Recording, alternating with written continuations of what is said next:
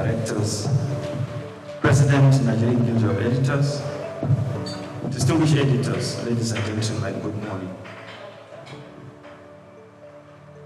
Mr. Chairman, as part of your engagement to engage with various stakeholders, you have met with various groups, and another critical group that you are meeting today are members of the Nigerian Guild of Editors. Of course, you had a meeting with NUG, where they selected journalists from states of the Federation, where you share your vision and also seek for their support. It's the same thing we are here today. Editors, before you is the chairman of the ICPC. Before becoming the chairman of ICPC, he was the Commissioner of Justice in Jigawa State.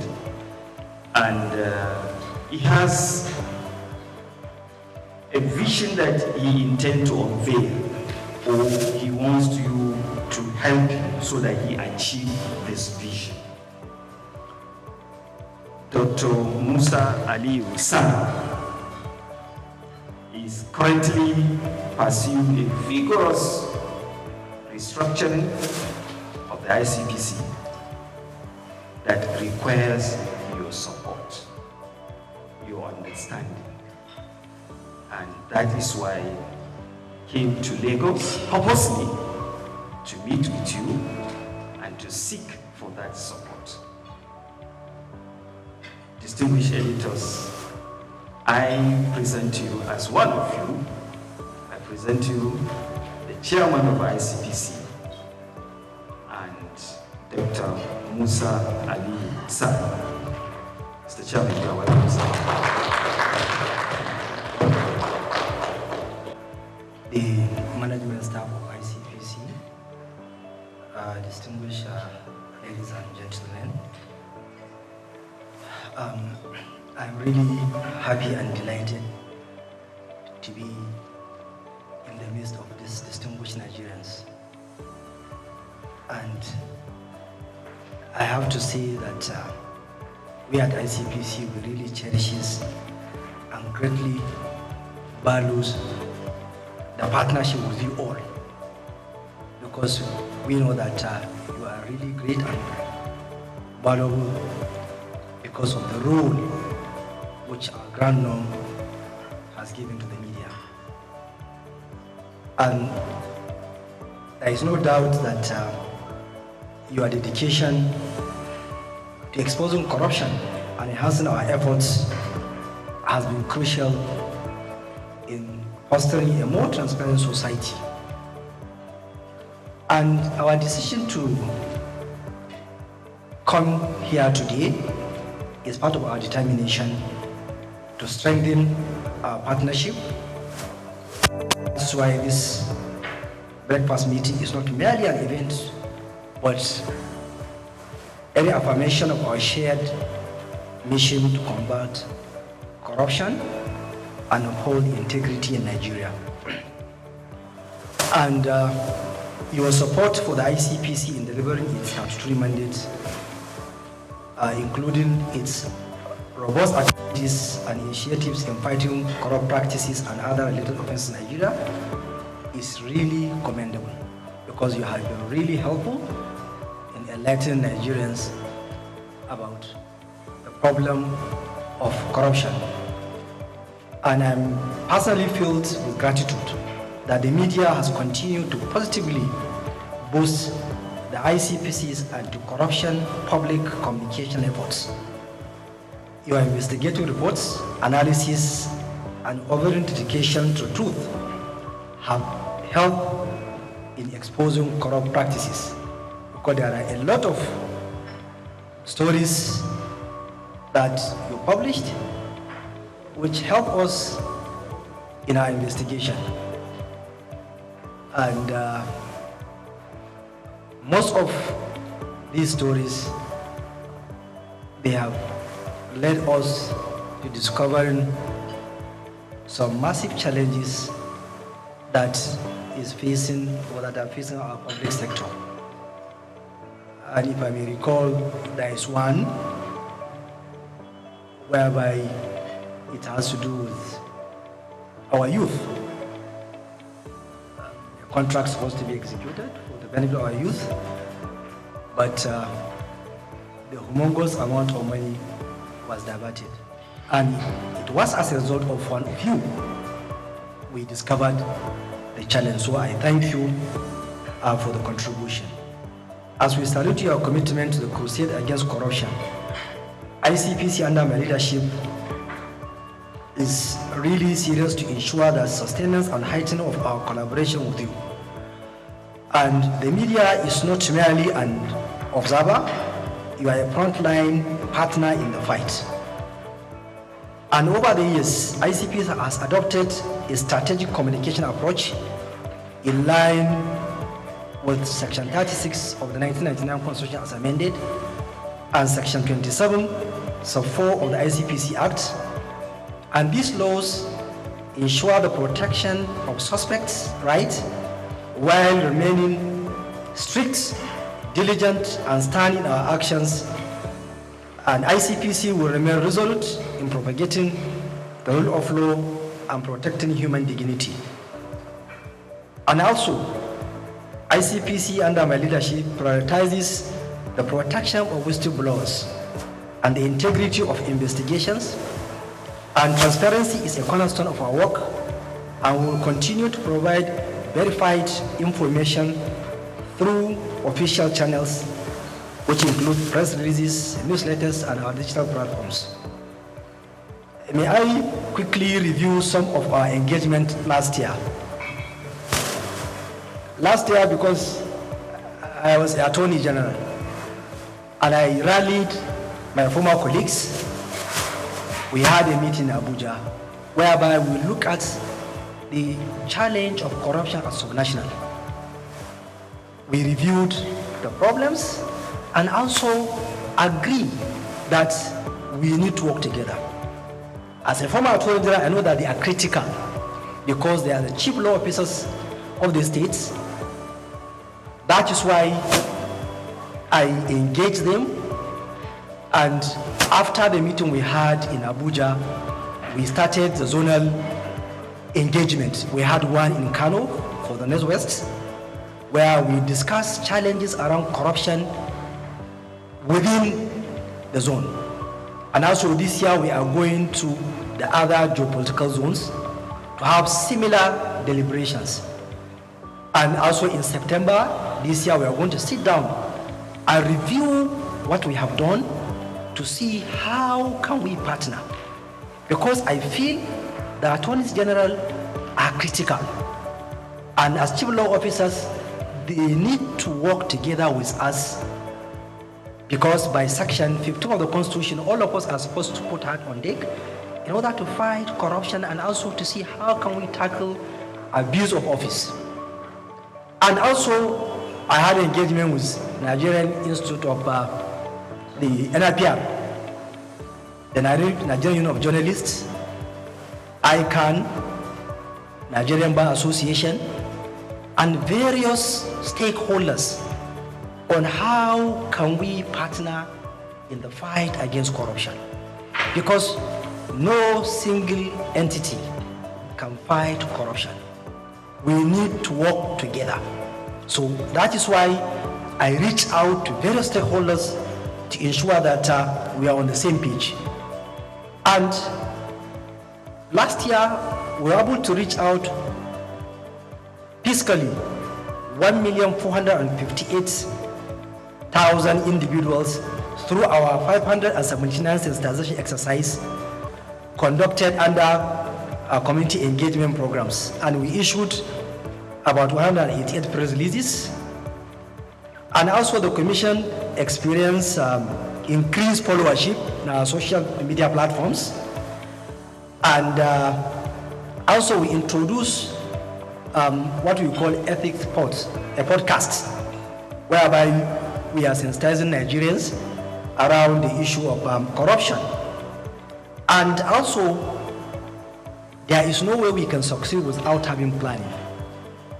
Our strategic action plan 2024 to 2028 was unveiled last year, whereby we gathered stakeholders and discussed it, because that will be our focus on how we can work. And our strategic action plan is in line with the National Anti-Corruption Strategy, which has 5 pillars: corruption prevention, issue of enforcement and punishment, ethical orientation, and also enlisting public support of Nigerians, so that, and also recovery of proceeds of crime and management.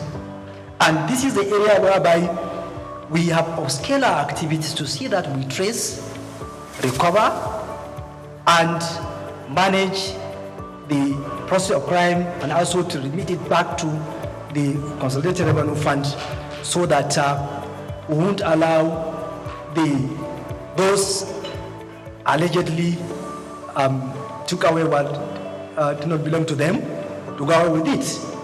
Because if you allow them, once they accumulate the process of crime, no doubt they will use it and also to fight back.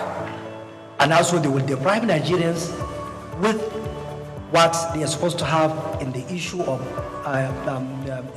infrastructure.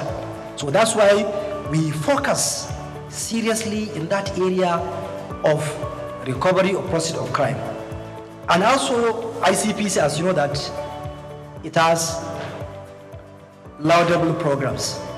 And one of the key issues which I focus is that I ensure that I consolidate all what the previous chairman of ICPC have done, from late Justice Mustafa Akambi to Professor Wasoni. I ensure that all their programs are intact, and I'm building up, so that I want to ensure that we maintain that organizational culture of ICPC, and also for me to enhance what they did, most especially to focus on digital transformation, because this is an area whereby we need to use technology in the fight against corruption, most especially in the area of analytics, artificial intelligence, that we'll be able to analyze huge data. And I'm sure you are aware of the constituency and executive project tracking, which ICPC is well known about it. And I know last year we were able to track over 1,500 projects, which has value of over 600 billion naira. And so that at least Nigerians can get good quality projects that is in the budget. And also the Ethic and Integrity Compliance Scorecard, which is an initiative of ICPC, which measure institutions' adherence to ethical standards. We released the result, and I have seen the impact, because most of head of agencies that have not done well, they reach out. Chairman, why? What are our challenges? Can you help us to see that we overcome these problems? Which is really good, because I have never thought that it will have that impact. And why? Because of you here. You have gave it wide publicity. So because of that, most of the head of agencies now, they reach out. Please, how can we do well next year? So I thank you for the assistance. And also our sexual harassment prevention program, which is tackling corruption linked to abuse of power. Last year, I know that we had engagement with the civil society, where the ministers of the Minister of Education, then Professor Tahir Mamman, and the State Minister Yusuf Tanko Sununu, they were there. The former Minister of Affairs was there, and also over 20 commissioners of education across the country, they attended, because we discussed the challenge around the problem of sexual harassment, most especially in our tertiary institutions, because our students are victims of this challenge. So that's why ICPC has been doing its great in that area, so that we ensure that we help our students, we protect them from sexual harassment. And I'm sure that you are aware that currently there is one of the senior academics that is facing trial at Abuja Federal High Court on this issue of sexual harassment. So, and we are determined to ensure that where there is credible evidence, any sexual harassment complaint tabled before us, we will make our efforts to ensure that we investigate it and also take the matter to court where there is evidence.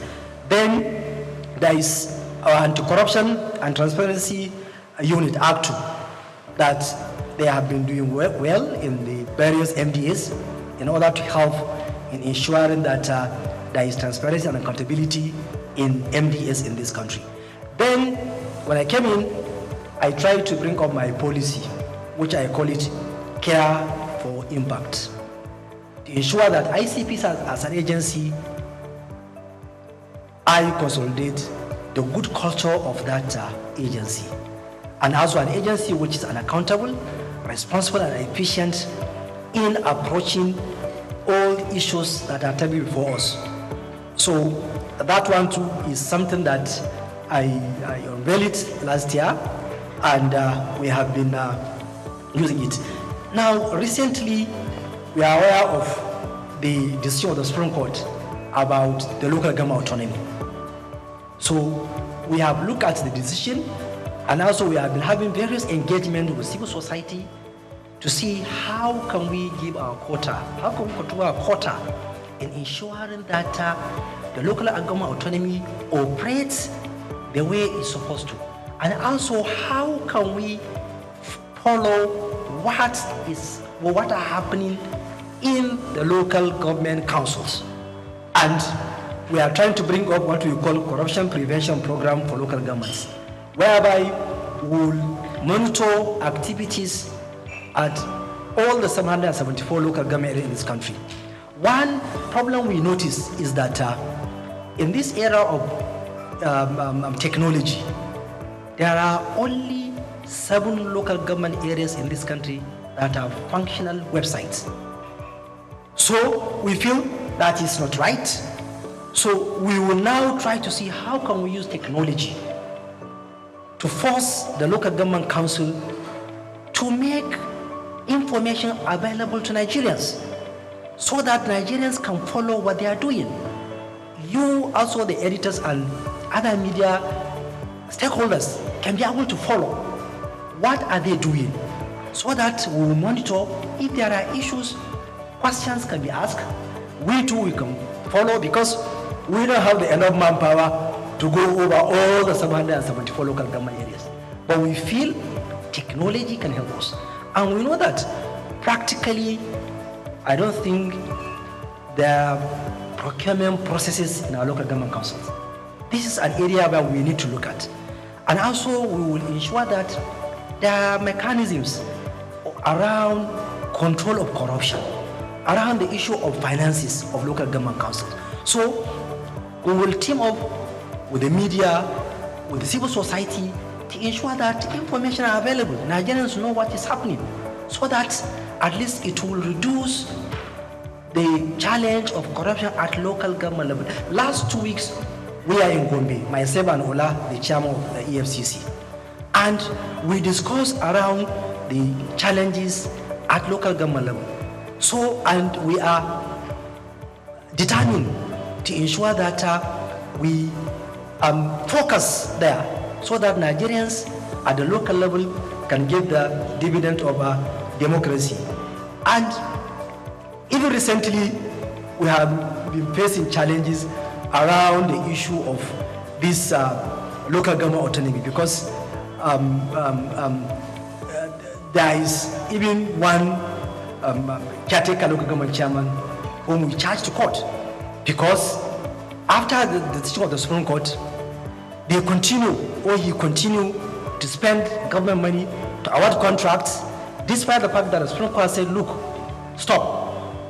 And also we know how challenging this issue of local autonomy has been since 1999. But ICPs as an agency, we will ensure that by virtue of Section 287 of the Constitution, we have the power to ensure that the decision of the Supreme Court is implemented fully. And also, I'm appealing to those who are making attempts not to comply with the decision of the African Court to please desist. Because Supreme Court is the last court. Once it delivers a judgment, we must comply. That's what is rule of law. Because ICPC will continue to monitor and investigate, because any caretaker local government chairman from 11th of July 2024 who spent public funds, who award contract, that is corruption, because you don't have the mandate. And also the Apex Court has already spoken, so we must comply. Now, in my 1 year in office, there are a lot of international engagements which ICPC engage in. And in one of the engagements is that last year in September, we had an event in Beijing, China, whereby there is Global Network. Global Network is a coalition of over 200 anti-corruption agencies across the globe from 124 countries. And I had the privilege of leading ICPC delegation and Nigeria, whereby Nigeria participated in an election of steering committee member, and Nigeria was elected as one of the top steering committee member of that Global Network. And also, one area which I made mention that we have been focusing is the issue of asset recovery. Asset recovery is really area whereby we in Africa, we must focus on it, because we have seen how our own resources have been taken outside the continent, going to the global north. So that was why at the African Union level, if you may recall, in 2015, there is Thabo Mbeki high-level committee, whereby the heads of state of African countries agree that there is need for a forum of asset recovery practitioners in Africa. And the processes of bringing up the forum, it was last year that the forum was established in Ethiopia, Addis Ababa, and I was elected as one of the representatives of West Africa, whereby we met in Arusha, Tanzania in November, whereby I was elected as the interim chair of that forum to try to galvanize the 55 African countries and corruption agencies to ensure that we come together to see how can we help Africa to recover and repatriate stolen assets that are kept somewhere else. And we agree that, look, apart from slavery, which is our own human resources that was taken to other continents, there are a lot of stolen assets of Africa outside the shore of Africa. And we know what is happening. Whenever you want to trace and recover, the experts outside Africa will charge you huge amount of money to recover all professional fee, to recover those stolen assets. So that was why we say, no, we need to come together as Africans. Let us identify our experts within the continent. If we need somebody to trace, Nigeria doesn't have the expert. It can look for Ghana, Kenya, or any other African country. Do you have the expert? Yes. So that's why we are coming together to see that we trace, recover, and repatriate the stolen assets. Also, we'll keep on raising this issue of stolen assets at various fora, because the United Nations Convention Against Corruption has already backed the issue of stolen assets that we need to recover it. So this is an area whereby that I'm chairing now, and we are trying to see how we will make efforts to see that it has seen the light of the day. And distinguished editors, we know that corruption thrives where there is silence, or in silence. But your voices are the ones that can shatter that silence. Your role in shaping public perception and holding institutions accountable cannot be overstated. The more Nigerians see what you write, what your opinion about this issue of corruption, the better for us. Because they will be enlightened, they will know what is happening, they will ask questions, and that will put us on our toes. That will minimize the challenge of corruption. Because we at ICPC, we are trying to see how can we use our mission to diminish corrupt practices through our public mobilization, our own doggedness in investigation, and also to ensure that we follow rule of law. We will be patient in investigation. No matter how long it will take, we will do it slowly but surely. We will reach our destination. And also, we at ICPC will ensure that we deepen our own relationship with you, the media. And I'm appealing to you to come to our aid. Try to understand the terrain we are working. It's not easy terrain. Whoever worked within that corruption cycle will know that it is not easy, because it is an area whereby you are fighting those who are already determined to continue to pilfer our resources. It's an area whereby those who engage in corrupt practices are really determined to peddle information that are not correct in order to try to bring controversies so that to divert the attention of the main issue. So fairness, hearing from the other side, is what will help us to discharge our mandate. And ICPC for the past 25 years has consistently maintained ensuring that there is fairness and the fair hearing, and also we do not engage in anything that will bring damage to people because of allegation against them. We will continue to ensure that we will be fair. If you ask questions, we will answer. And like I said, we are appealing to you to reason with us because of the terrain we are operating, which I know I don't need to elaborate. So that's why there is no way we will not come close to you. There is no way, because we need you, because Nigerians need to know what is happening. That will project the good image of our country. That will make foreign direct investment to come into our country. That will make our youth to have job. We know what is happening in this country. We know that a lot of youth are roaming on the streets looking for job. And the youth are the future leader of this country. So, and it is through you, by helping us to propagate our activities and also to bring issues that will project good image of this country. By doing that, we'll make Nigeria great, and also we'll tackle the challenge of our corruption.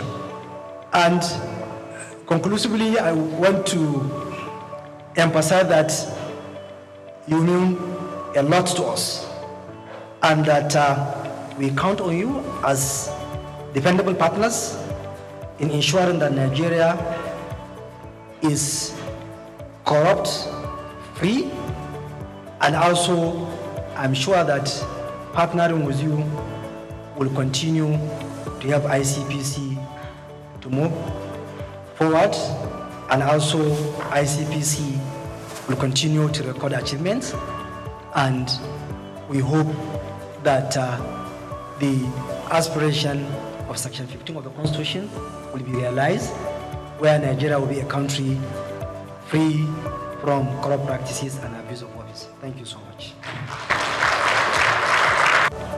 Money and property last year, and I even know even this year too, we recovered some amount of money and also property. Even currently, we are tracing and marking some assets in one of the states. where some people diverted public funds. Even this morning, I know that there is an amount of money which we recovered from the diversion of public funds. So we're talking about both the fixed and movable property. That's if you're talking within Nigeria. Even abroad, it is the same thing. Although during my time, ICPC did not recover any assets from taken outside the shores of Nigeria. But I know that we are collaborating with one of the African countries about money that was brought into Nigeria from that country. We are tracking and to trace the money so that we will see how the money can be taken back to where it was brought in here. So this is what I can say. And some of the issues you raise are part of the problem. Like I said somewhere else, and I kept on saying, I will say it here. My first contact with public office is when I was Attorney General. That was when I now realized that all what I was thinking, when I came into contact with the reality, then I now realize that we Nigerians are part of the problem. One of the issues you raise about societal pressure. I'm not saying that it's a justification for any public officer to engage in corruption. But if you, I'm sure you have had one or two discussions with those who are holding public office. The kind of stress and pressure that public officers are undergoing in this country is too much. Because the family, the friends, associates expect you to give them money. And this is one of the factors that is now pushing those in public office to go into that.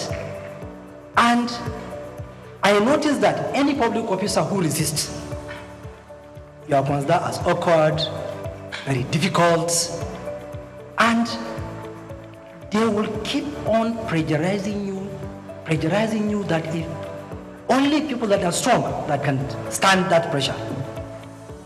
And also some people too, they are even daring, will tell you, I was a victim when I was Attorney General. And I want to say it here, maybe the person who did it will hear an issue which I say, look, AG, we want you to do this thing. I say, sir, it's not even in public office, it's not even a public officer. I say, sir, I can't do this thing because my conscience will not allow me to do it. After they put pressure from different angles, okay, you are a young man. How? I don't want to destroy your career. And I say, sir, my career is not in your hand. It's in the hand of God, my Creator.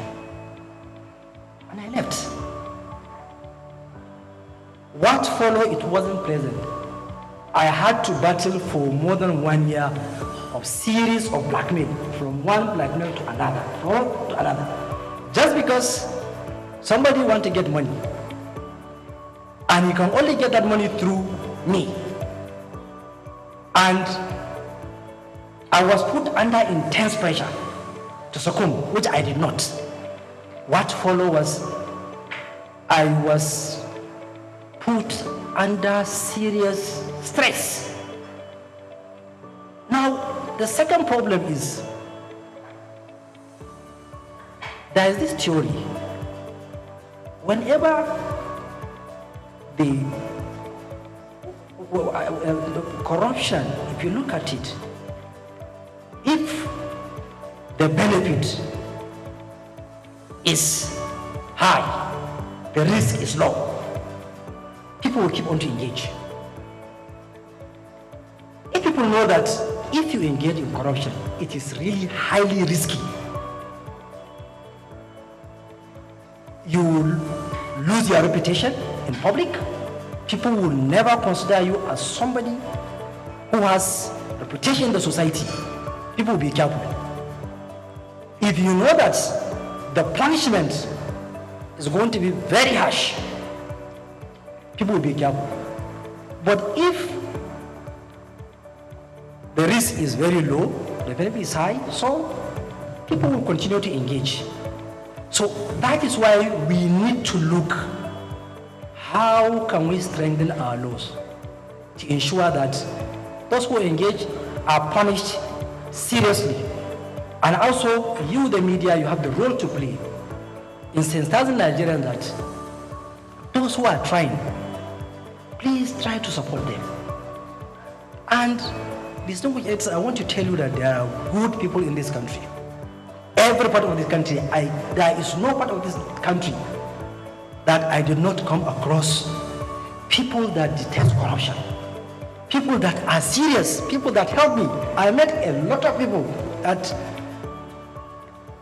are trying to see how can we help this thing, how can we fight this corruption, Chairman. But the problem is that the support from the public,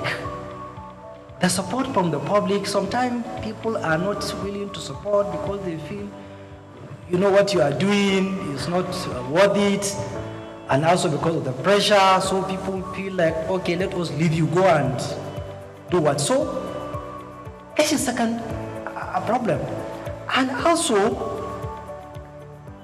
we need to see how can we fasten the judicial process, because it's law. It is not the law that is the problem, but rather some of us within the system, we try to put stumbling block in the judicial processes, bring in series of applications, truncate, so that you will see one case will take many years. Even the witness will be frustrated. You call a witness today, the matter is adjourned, and I'm not saying that it is the fault of the judges. No, it is all of us, the lawyers, and also other stakeholders, that we know if your client has an issue, as a lawyer, you know, because once you look at the facts and the proof of evidence, you'll be able to know that my client has an issue. Okay, how can we help him to face justice so that all the process of justice, the court and the system should be fair to him? But you will see that that's going down is also another factor. That you will see somebody engage in corruption, when you take him to court, it will take many years. And before you know it, you will see another corruption case. And also another problem, especially in the public sector, I now notice, is that our public service rules also has a problem, because it has given a leeway that people engaging in corruption, there is no specific provision which provides that, look, once you are engaged in corruption, you should automatically be dismissed. But some, you will find that after ICPC are investigating an issue, it has taken somebody to court, even if you secure conviction, you will not realize that the agencies are not willing to edge out those people. They will leave them to continue working. Because I feel any public officer that is convicted, he is not supposed to continue working in public agency. He should go. If the Constitution will say that conviction of embezzlement and fraud attracts disqualification for a certain period of time, I think there is need any convict should not be allowed to work within the public service. It should just be aged out. And that is why now, as chairman of ICPC, we are now going to exploit the Code of Conduct, Bureau and Tribunal. Any public officer with secure conviction and the agency refuses to edge him out, we will send him to Code of Conduct because they have the power to edge him out.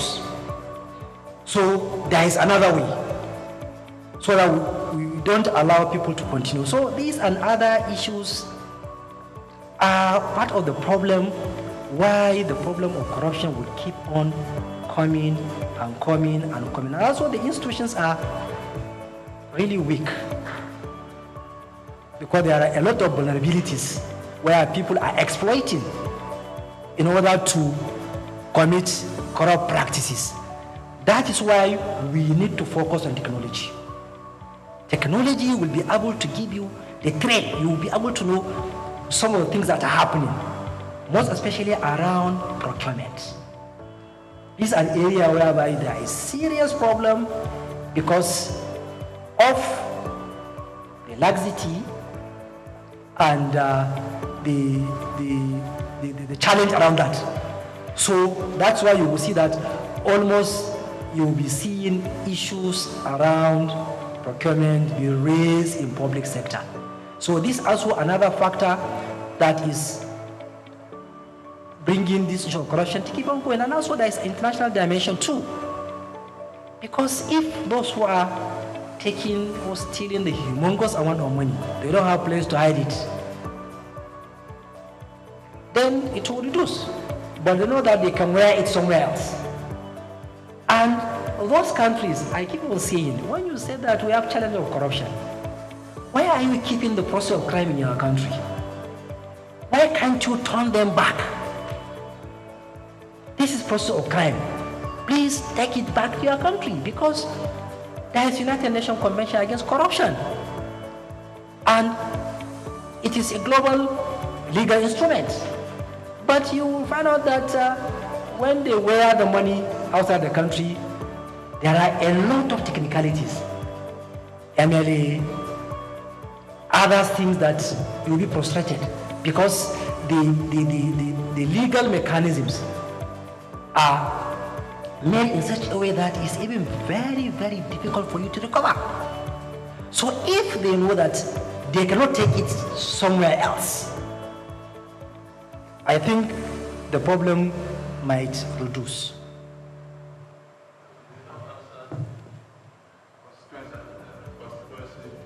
Okay, the constituency project, like I said, we have been investigating the issue because it's a challenge that has been with us for a long period of time. And from what I notice of why the challenge keep on coming is one of the issues you made mention. Because there was a time when member of National Assembly told me, say, Chairman, I have concern. I say, what is your concern? He said, it's about this concern executive project tracking. You people are doing well, but I know why this issue will keep on coming. On that day, he was telling me the challenge he was facing. There was burial in his hometown. You need to contribute. He said, look, somebody had domestic accident. He called me.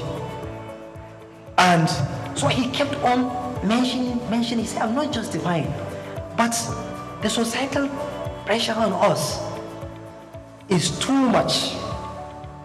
That's why only those who are strong will resist. And I don't know whether that is part of the reason why we are having this challenge. And to be frank with you, we have noticed areas whereby some of them did not execute the project. We have noticed whereby some of them, they did shoddy job. We have noticed whereby some of you noticed that like I keep on saying, a well is supposed to be dig in one place, and somebody will just take it to his home farmland. We will see whereby street lights, instead of to be installed in the streets, somebody will put in his house. So these are challenges that are keep coming. And I know that there is one of the newspapers last year, they made a front page story that ICPC has failed to tackle this challenge. And I know that we have been doing our best, and we did a lot because we have recovered a lot.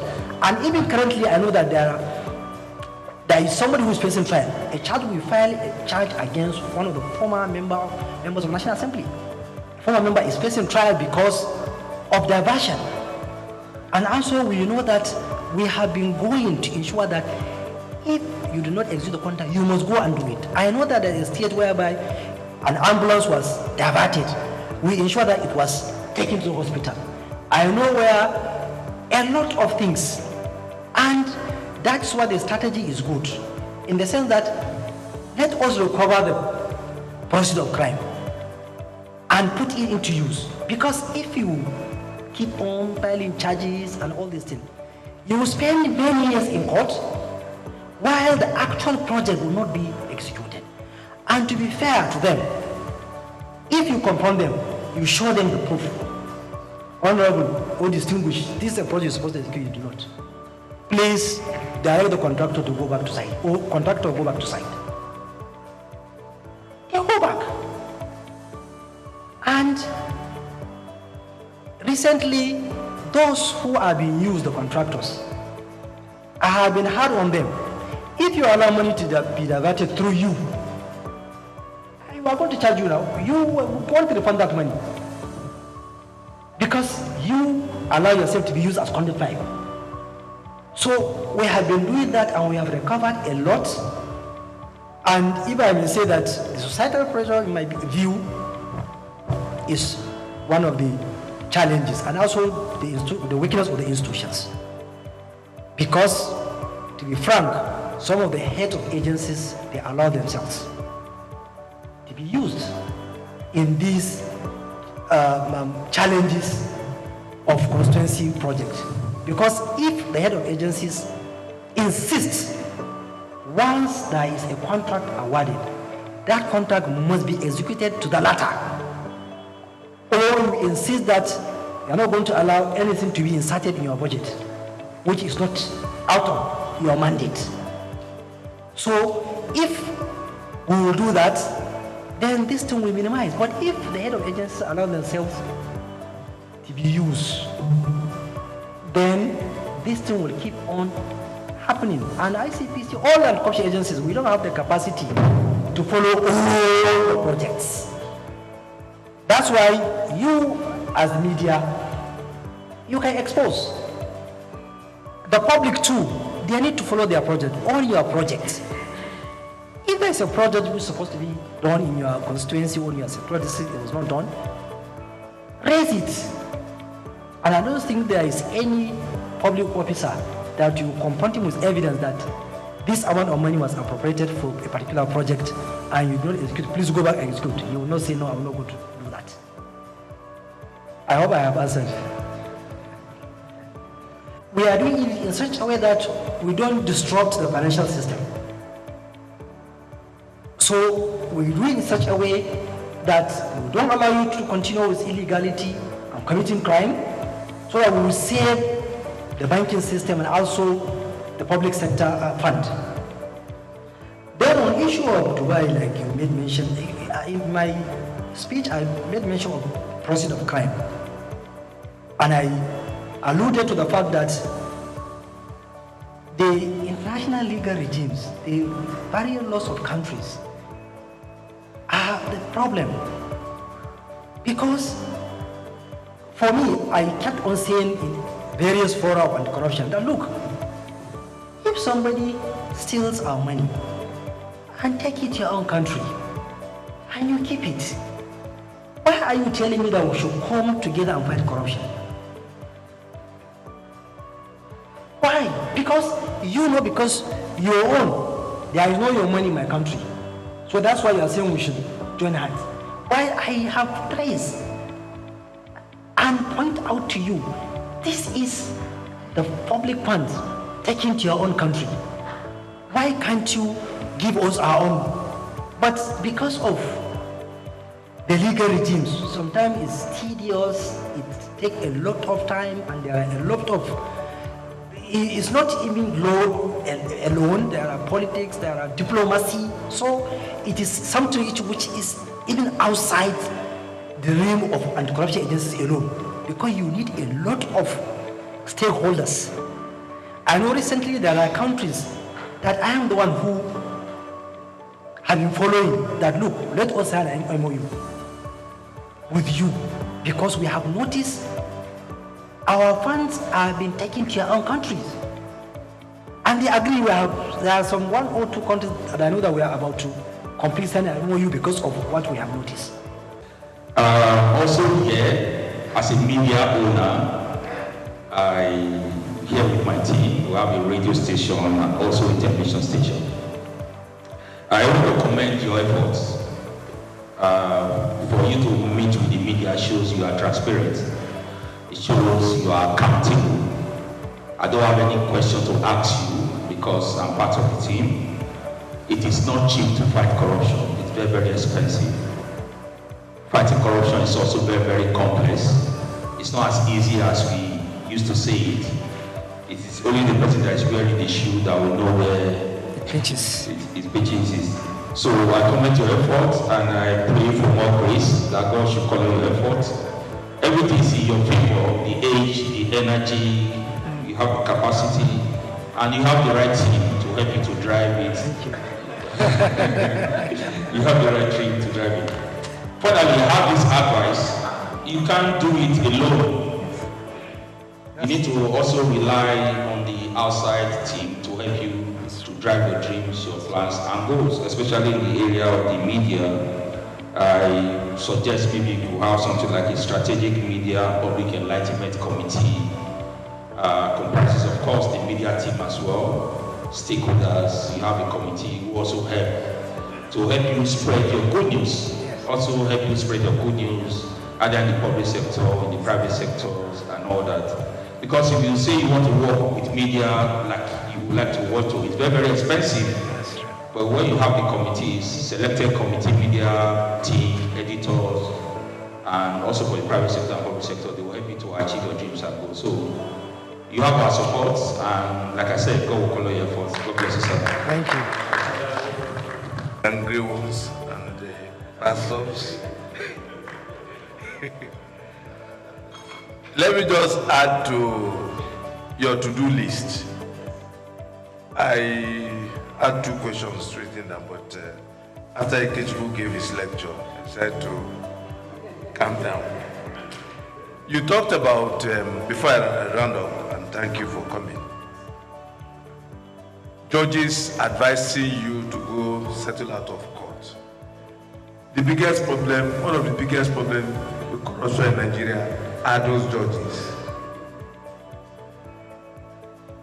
Recently, I think it was the Chief Justice of Nigeria who said election cases constitute about 70 or 80% of the cases they have in their docket, which suggests that election cases are very lucrative for them. So you have to put your searchlight on the judiciary. Then number 2, your constituency, the legal profession. Please, MBA has, from all accounts, a vibrant lawyer, Afam Osigwe. Engage him, collaborate with him. MBA too has to deliver. Plea bargaining takes place and judges advise you to go settle out of court. It's because the judges too are corrupt. The appointment and promotion mechanism on the bench is also corrupt. Search the NJC. Today, the type of, what's the word now? Corruption in terms of judicial promotion in Abuja is huge and impacts on the quality of judgment delivered. So, Mr. Chairman, the biggest thing you have done is to come here to show transparency. You said corruption thrives when there's. I also say this, I'll add to that corruption thrives when there's darkness, when it's hidden. So your coming out here suggests that you really want to fight corruption in partnership with my colleagues. And it's a brilliant thing you have done. I know you met some of my colleagues in Abuja, and that's why the Secretary of the Guild and the Deputy President of the Guild are here. You have to continue. Because if you want to work with the media, honestly, the way you have shown, the media will work with you, and Nigeria will be better for it. Thank you for coming. And I will do my best to start my duty to the best of my ability, together with the officers of the ICPC. That is why, if people are raising the issue of bias, the issue of all this lie, you cannot prevent people from raising those kind of issues. But one thing I know, that if I satisfy my conscience, I'll go to sleep. And like I said, there is somewhere else that we are going to account somewhere. And that is why I try as much as possible to be fair in what I'm doing. And also God knows what I'm doing, and also know my ability, because the anti-corruption is a very complex and difficult thing. Sometimes getting evidence, getting things is difficult. Even if you're investigating issues, somebody will look like you are targeting you are targeting somebody, or you have a motive, or this thing. So on my own part, I will do my best, and also posterity will judge. Because that's the only thing I can say. On the other issue, which like the president said, that the lecture you gave us, and some of the things you raised, I quite agree with you that those are the challenges, and we need to work on them. And in my view, that is why the Constitution is structured in such a way that the Chapter 2, it is left in such a way that it's you, the leader, that should strive to ensure that Chapter 2 is realizable. You attain that aspiration: education, healthcare, good environment, all other social amenities. You as a leader, you must think outside the box to ensure that you reduce the poverty level, which I agree with you, the level of poverty is really high, and we need to tackle it, because without tackling the poverty, we will continue to face this challenge of corruption that keeps on coming. And also, we are not justifying or depending the public office holders or the politicians, like you said, that we are saying that there is societal pressure. Like you said, it's a fact. We can't deny it. Myself as ICPC chairman, if I show you the number of text messages people are sending to me every day, you'll be shocked. In fact, I am even thinking that some they have even forgotten that I am the ICPC chairman. Maybe they are thinking that I am chairman of one local government or a state government, because they will keep on sending. So, and also they will keep on calling, because the number of calls are such that they are unbearable. And we are part of the society. Even if we deny, there is certain thing that even if you deny is a reality. And I agree that poverty is one of the factors. But also we have to keep on telling people that they need to consider public office holders. And also, we, the public office holders, also, we need to live a simple life. Because some of us, the way we are living a very larger life, that's why people will keep on pressurizing you. But unfortunately, it is also us, the Nigerians, that are pushing people. Like that member I started the example, he told me that my constituents were telling me that, look at this man. He has finished house order, he has an old car. Up to now. So people are even look at you, there are certain things that even if you exhibit as a public officer, people will look at you that is strange. So why? Because it is the society that are pushing people to adopt a life that will put you in trouble. And once you resist, like I said, they will say you are awkward, you are difficult, you know, all these things. And we are all human beings.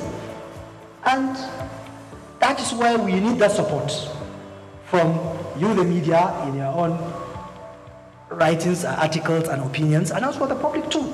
They need to support public officers that are transparent, that try to live within their means and within the ambit of the law.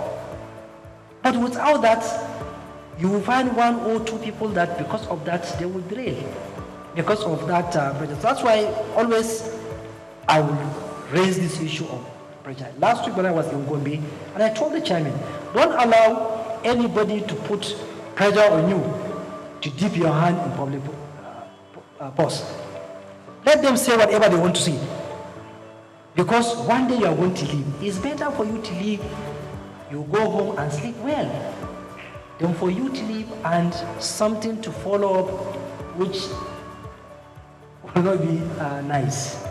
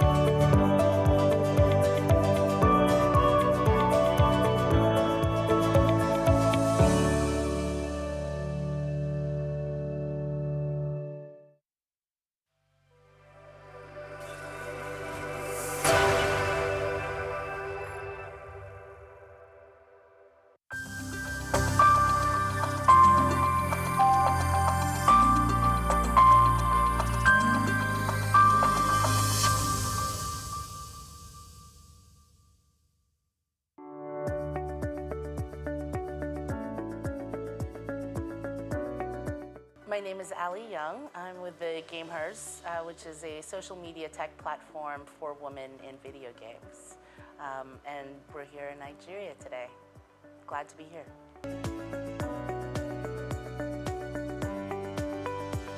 People are just absolutely lovely. The food is fantastic, and looking forward to getting out of the hotel and conference and seeing much more.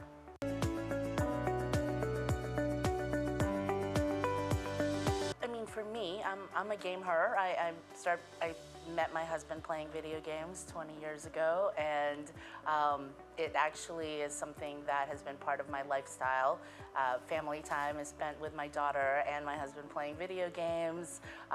We've met online friends in person, gone on vacations with them. They were part of our wedding.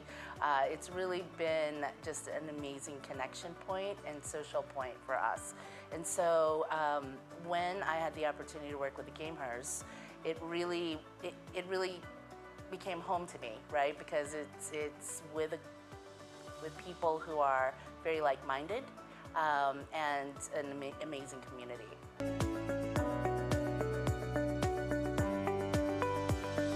Yes, so the Gamers, social media tech platform for women in the video game industry, creators, game devs, entrepreneurs. And for us, we are a safe space where people can connect. Something that you and I spoke about earlier around, playing video games and feeling the pressure to be good at it and wanting to, and kind of the toxicity around the online culture a little bit, because it is a little bit male-dominated, right? And I feel like the Gamers was built around that. In fact, I remember the very first gaming conference that I went to, and literally it was a room that had about 200 people, and there were 3 women, including myself. And I thought, we have to do better, right? I mean, I play video games, I have friends that play video games who are women, and I feel like it's extremely important for us to spread that message that it is okay to play video games as a female. Additionally, Gen A, Gen Z, 98% of the younger generations are playing video games now, right? They don't identify as gamers like people who go to movies don't identify as movieists, right? And so it's just a part of their life. And what's interesting is that even though there are 3.2 billion gamers globally, and half of those are women, we're still underrepresented in the professional esports world, in game development, and leadership positions.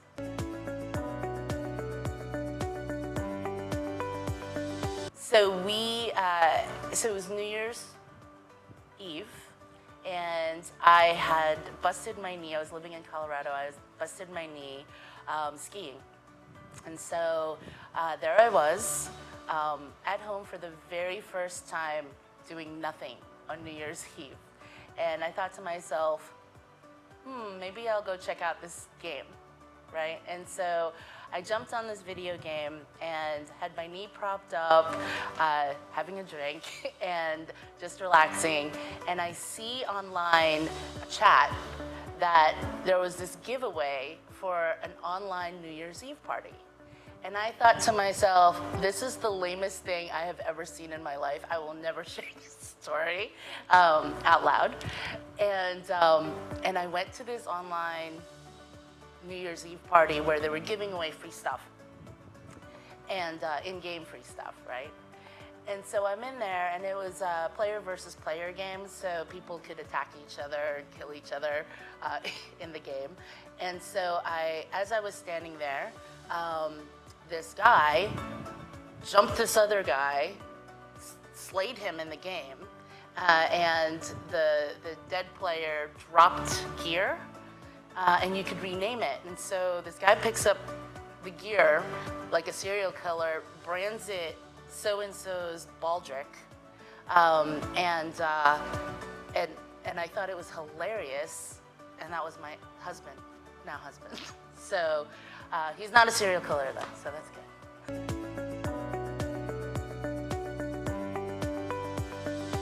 I'll share this with you. So the Gamers, since its inception in 2020,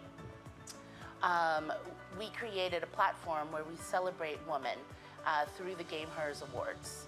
And we had it had been virtual through COVID, and we had our first live Gamers Awards in Atlanta in March 1 to kick off Women's History Month.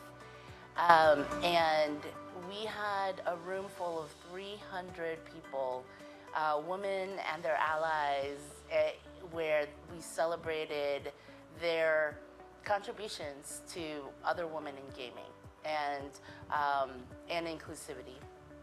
And it was incredible to just see people who haven't met in person. I mean, if you think about how you work with people now and remote life is so prevalent, I mean, you think about how you meet people online now anyway, right? And then when you meet them in person, that relationship just escalates and just gets even better. And so the Gamehers provides that space to be able to do that, right? We have an online community. We provide opportunities to meet in person through a lot of different events. Much like Dunhill Ventures brings together, they bring together family offices and investors to connect and create networks and create relationships. That's what the Gamehers does.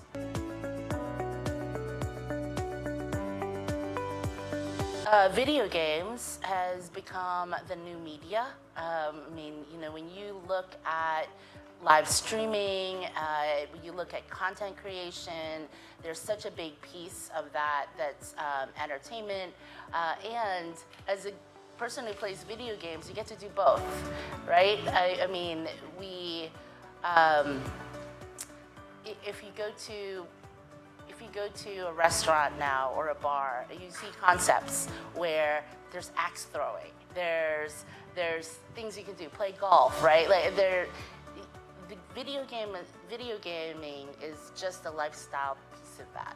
I think that it's just become normalized. My daughter's generation, she's 17. She's been playing video games since she was 2, right? And whether that's learning video games and educational video games, or it's Call of Duty. She plays them all, and she tries them. A lot of times it's her friend group. Her friends like to play video games as well, and so they do that together. Sometimes in person, with their computers next to each other, or on consoles, and sometimes that's just online.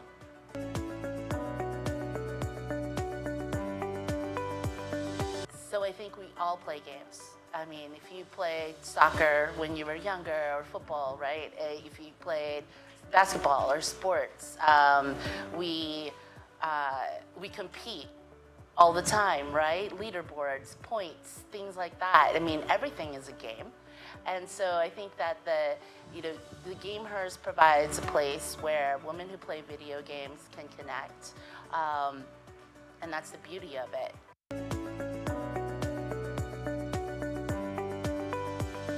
So I was actually in Riyadh when I met the Dunhill Ventures group, and they invited us to come out to Lagos. It was an opportunity. I was supposed to be at South by Southwest this week, and ended up canceling all my travel plans. Told the team, I was like, I am gonna stay in Riyadh for a couple of days and then go straight to Lagos, because the opportunity here is vast. The demographics in this region and in Africa has the youngest, the youngest demographics. Gen A, Gen Z's, 98% are gamers, and so the population is intrinsically part of our group. However, organically, our 10% of our international community is in Nigeria. And that has just been organic. We haven't done any programming here. We haven't done any events. It's just people finding us online and connecting with our team, with our community.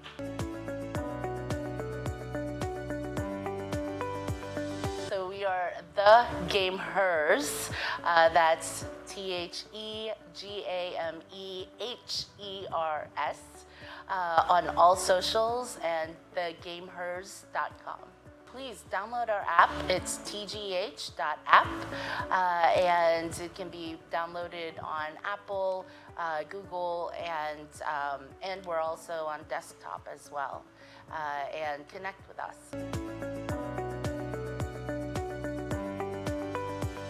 Our community, surprisingly, well, not surprisingly, is very inclusive.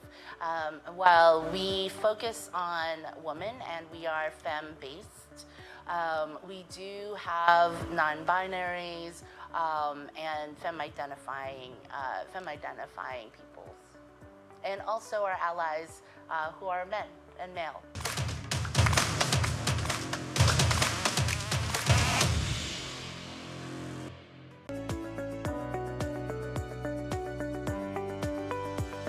So stand to gain an amazing community of like-minded people, find your tribe, find people to play games with, find people to learn from, as well as opportunities for education, on career development, and entrepreneurship.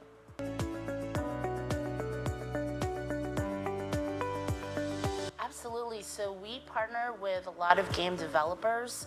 We are not a game developer, but we provide opportunities for women in game development, as well as Riot Games is one of our early investors, and a big partner. Also, I play a lot of their games too. It's a big perk to get in the alpha stages and get to try out different games. But we have opportunities for women to even, our Discord channel, for example, has game nights, right? Where women get to try out different games, whether that's a mobile game or even a party game from Jackbox Games. You know, there are different things that we use to connect and leverage through video games.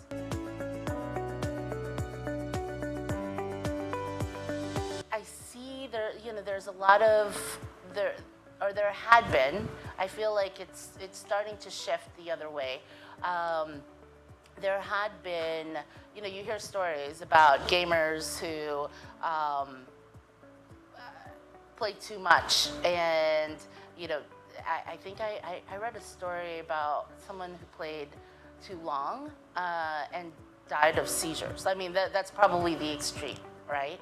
And let's be transparent and talk about it, because I think that as a parent myself, balance is everything. But however, in order to get good at anything, I mean, you have to spend the 10,000 hours, right? And so I actually told my daughter that I wanted her to play at least 2 hours a day because, I mean, to me, if you're actually going to get good, then why would you limit yourself, right? But you have to do it in a healthy manner.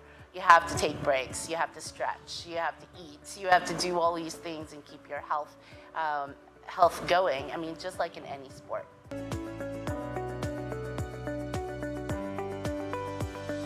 Gaming has been shown to teach our children and to teach ourselves mental acuity, hand-eye coordination, problem solving, which I feel doesn't happen enough.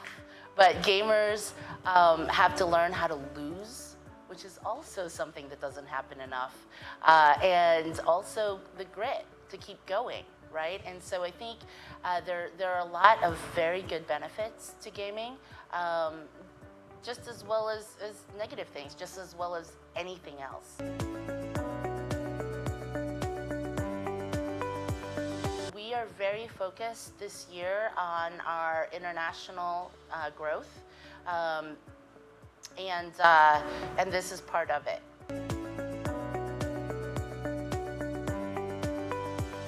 If you're connecting with us, join our community, get to know the people and connect with the people first, and then find affinities to the different games that you want to play. There's so many different kinds of games. There's a game for everyone.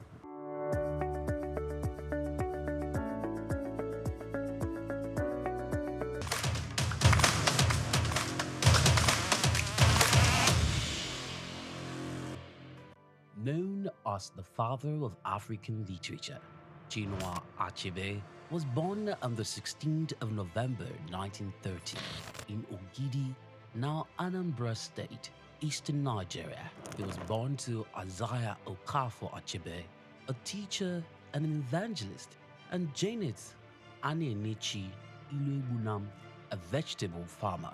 Achebe has reshaped the global understanding of African identity through the power of storytelling.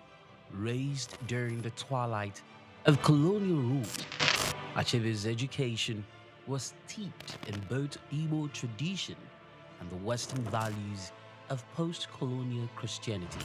As a student at the University of Ibadan, he became fiercely critical of how Africa was portrayed in Western literature. Achebe believed that Western literature often painted Africa as a dark and primitive continent, but he sought to tell the African people's lens. In 1958, Achebe's groundbreaking novel Things Fall Apart shattered colonial narratives through the tragic story of Okonkwo, an Igbo warrior.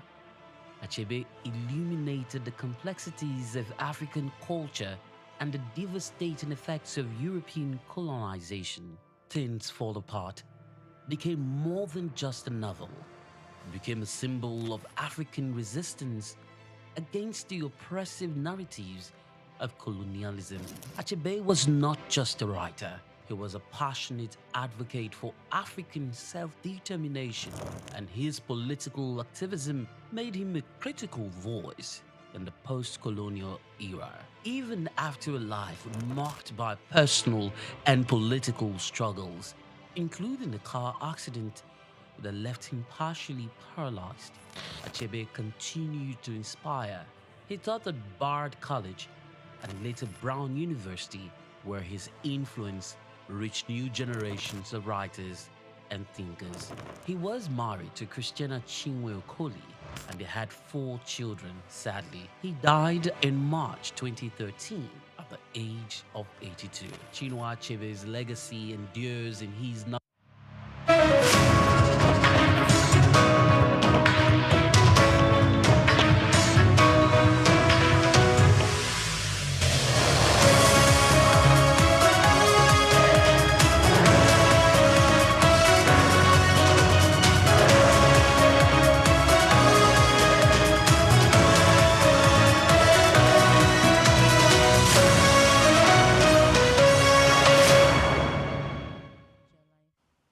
Hello and welcome to World News on SOUQ News Television, reaching you live from our studios here in Lagos State, Nigeria. I am Sarah Oswanta. Let's begin with today's top stories. Nigeria's import trade remains concentrated among few countries in the fourth quarter of 2025, highlighting reliance on foreign suppliers for goods. Customs Comptroller General Adewale Adeniyi reaffirms commitment to fully paperless ports, pledging deeper digital reforms to improve cargo processing efficiency. On the foreign scene, Gabon formally requests International Monetary Fund IMF program to stabilize finances and improve transparency. United Kingdom Finance Minister Rachel Reeves considers measures to shield households from rising energy costs, but says tariff caps remain premature. And in sports, Nigeria's The Tigress opened the FIBA Women's Basketball World Cup qualifying tournament with commanding 70-37 victory. Details of these headlines and more stories in a moment.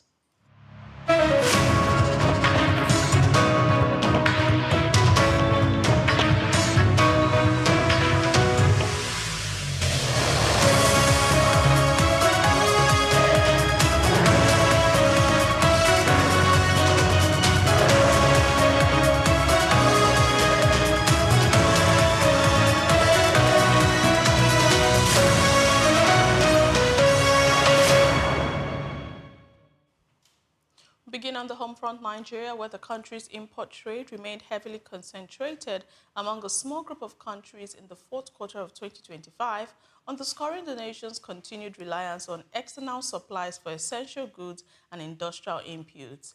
Data released by the National Bureau of Statistics, NBS, showed that total imports reached 17.25 trillion naira during the period, reflecting strong domestic demand for foreign products. The figures highlight Nigeria's dependence on imports for items such as fuel, vehicles, industrial machinery, and food commodities. Analysts say the trend raises concerns about trade imbalance and foreign exchange pressures, while also reinforcing calls for stronger local production capacity and industrial development. In the same vein, Nigeria's reliance on imported transport equipment and spare parts intensified in 2025, with total spending on the category reaching about 6.54 trillion naira, highlighting continued dependence on foreign supplies for mobility and industrial operations. The data obtained from the National Bureau of Statistics Foreign Trade Statistics Report show that the figure covers import of vehicles, machinery, and spare parts used across transportation, logistics, and manufacturing sectors. The report also indicates a steady rise in transport equipment import over the past 4 years, reflecting strong domestic demand and limited local manufacturing capacity. Analysts say the trend underscores the need to expand Nigeria's automotive production and parts manufacturing to reduce import dependence and ease pressure on foreign exchange. Now, Nigeria's electricity crisis may worsen in the coming weeks as gas suppliers suspend deliveries to thermal power plants over an estimated 3.3 trillion naira debt owed by generation companies. The development raises concerns about further disruptions to power supply across the country. Data from the Nigerian Independent System Operator shows that national electricity generation has dropped below 4,000 megawatts in recent weeks, largely due to gas shortages affecting thermal power stations that depend heavily on consistent fuel supply. As of Tuesday, the 11 electricity distribution companies were sharing only 3,053 megawatts, making reliable power supply difficult across their franchise areas. Energy stakeholders warn that without urgent intervention to resolve the debt issue, electricity shortages could intensify nationwide. Now, the Comptroller General of the Nigeria Customs Service, NCS, Adewale Adeniyi, has reaffirmed the agency's commitment to a fully paperless port system, pledging to deepen ongoing digital reforms to improve efficiency in cargo processing and trade facilitation.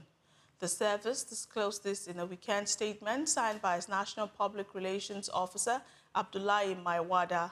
According to the statement, Adeniyi made the remarks after a high-level strategic meeting with Zara Audu of the Presidential Enabling Business Environment Council, where discussions focused on strengthening digital systems to streamline port operations and improve Nigeria's business environment.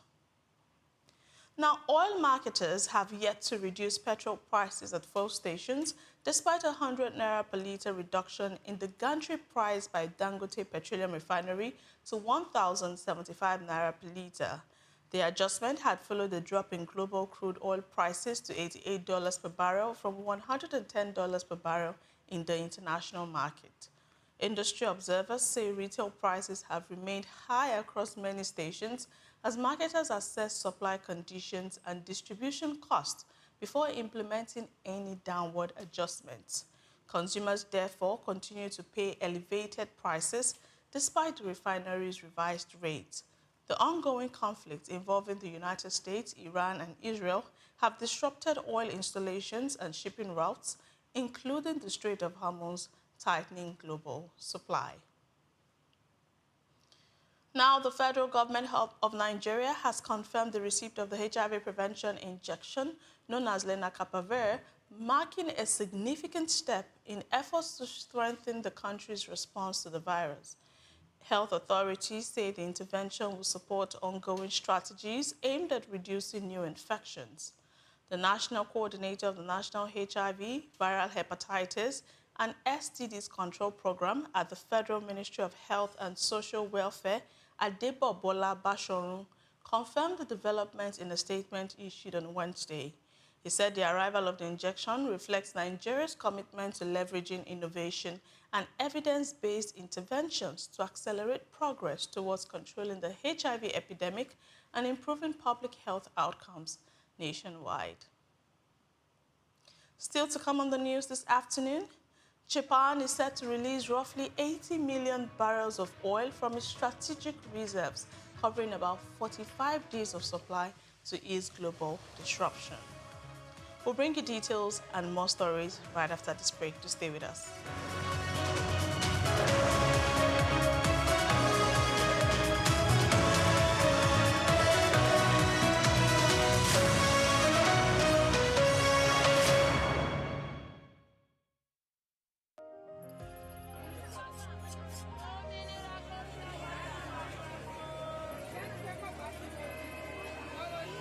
Hello Lagos, make we yarn. Hello, Wefi, this POS matter don't pass your Wait, wetin really happen? Nigga, you fake a lot the warriors. Okay, so Mona, listen, if you dey do POS business, no expose your alert. Hello, Ogbuefi. They don't walk that bar road where they warrior for our local government for years. This one sweet me, I no lie you. Because you know what? Development where they work, it deserve loudspeaker. Now why we dey here be that? For here, we know the abuse, we dey bring solution. My name, it is Ikechukwu Oyemike, aka Ogbuefi Ishegwari. Make we yarn every weekday from 10 a.m. go to 12 o'clock on Top the Eye 95.9 FM.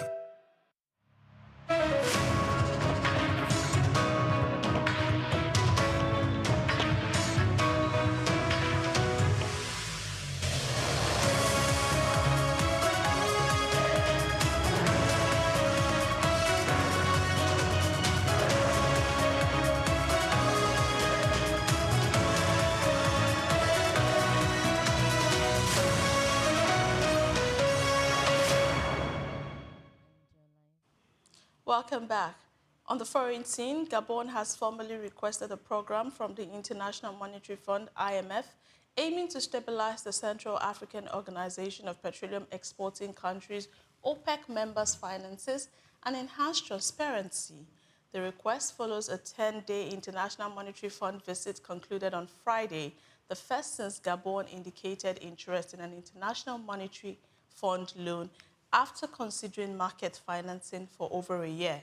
With a population of about 2.6 million, Gabon seeks the program to strengthen fiscal management and support economic stability amid fluctuating oil revenues and regional financial pressures. Now, Jakarta's defense minister said on Thursday that Indonesia and Australia plan to broaden their security cooperation to include Japan and Papua New Guinea. Trilateral arrangements will be developed between Indonesia, Australia, and Japan, and separately with Indonesia, Australia, and Papua New Guinea. The announcement follows a security treaty signed last month by Indonesia and Australia, which commits both nations to consult each other in the event of a threat. Officials said the expanded cooperation aims to strengthen regional stability and enhance coordinated defense responses amid evolving security challenges in the Indo-Pacific. Meanwhile, total assets under management in Taiwan's investment fund industry are projected to rise by more than a third to $968 billion within 3 years. The forecast marks a nearly 36% increase, reflecting growing investor preference for exchange-traded funds, ETFs, over single stock holdings. Paul Yu, chairman of Taiwan Securities Investment Trust and Consulting Association, told newsmen that ETFs are attracting more local investors by offering broader market exposure and diversified portfolios, signaling a notable shift in domestic investment habits. Still on the foreign scene, Indian financial markets fell on Thursday, with the rupee dropping to a record low amid a renewed surge in global crude prices that raised concerns over energy supply disruptions. Brent crude reached $100 per barrel after Iran intensified attacks on oil and transport infrastructure across the Middle East, warning of potential prices reaching $200 a barrel. Despite intervention by the Reserve Bank of India to stabilize the currency, investor sentiment remained weak, with equities and bonds reflecting heightened worries over inflation and broader economic impact from rising energy costs. Now, Japan will release roughly 80 million barrels of oil from its strategic reserves, covering about 45 days of supply, to ease global disruptions caused by the Middle East war. The move comes ahead of a coordinated initiative led by the International Energy Agency, IEA, aimed at stabilizing global oil markets amid escalating tensions. Japan relies on the Middle East for nearly 95% of its oil, with around 90% transported through the Strait of Hormuz, now largely blocked due to the US-Israeli conflict with Iran.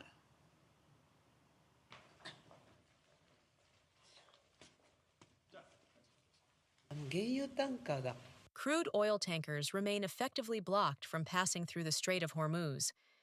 We expect crude oil imports to drop sharply from late this month.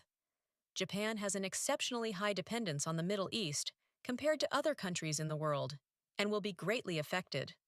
To prevent any disruption to gasoline and other petroleum product supplies, we will tap our oil reserves in coordination with G7 nations and the International Energy Agency. Rather than wait for formal IEA, International Energy Agency, approval of a coordinated international reserve release, Japan will act first to ease global energy market supply and demand, releasing reserves as early as the 16th of this month. We will release 15 days of private sector reserves plus 1 month of national reserves, delivering them to domestic refiners as quickly as possible. We will also promptly utilize joint reserves held with oil-producing nations. In another news, 2 tankers went up in flames in Iraqi waters on Thursday after apparent Iranian strikes, marking the latest wave of attacks on oil and transport facilities across the Middle East.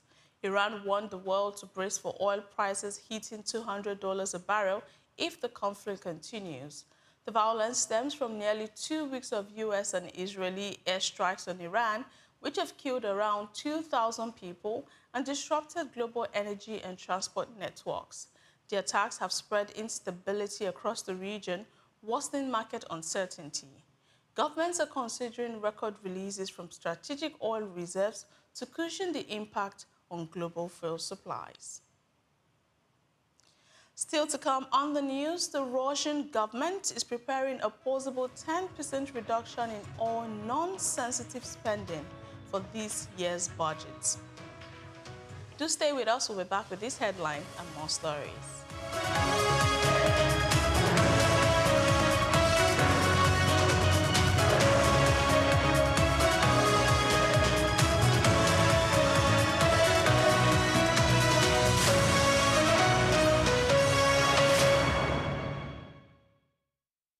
We've got just what you need right here at Femi Wash Media. Call it the Midas Touch, and you wouldn't be wrong. Let us record, produce, mix, and master your audio like nobody does. Reach us on our contact today for the best quality job. My name is Shino Ogbadegeshi. I'm the CEO of Gozi Micro Insurance. Continue to watch SOUQ News. Adenike Adeyemi, Executive Director of Faith Foundation. Keep watching SOUQ News. My name is Shepherd Michael Adewale Onofuye. I enjoy you all to always watch SOUQ News TV. Hey everyone, Majuli Obaje here representing Gigi. Keep watching SOUQ News, okay? Stay updated with SOUQ News. My name is Aton Keme. I am the head of MSME Banking. Please keep watching SOUQ News and stay glued to SOUQ News. I recommend that more and more people should watch SOUQ News because they deal with business news. Hi, my name is Amaka Wokolo. I am the director of the Faith Institute at Faith Foundation. Keep watching SOUQ News.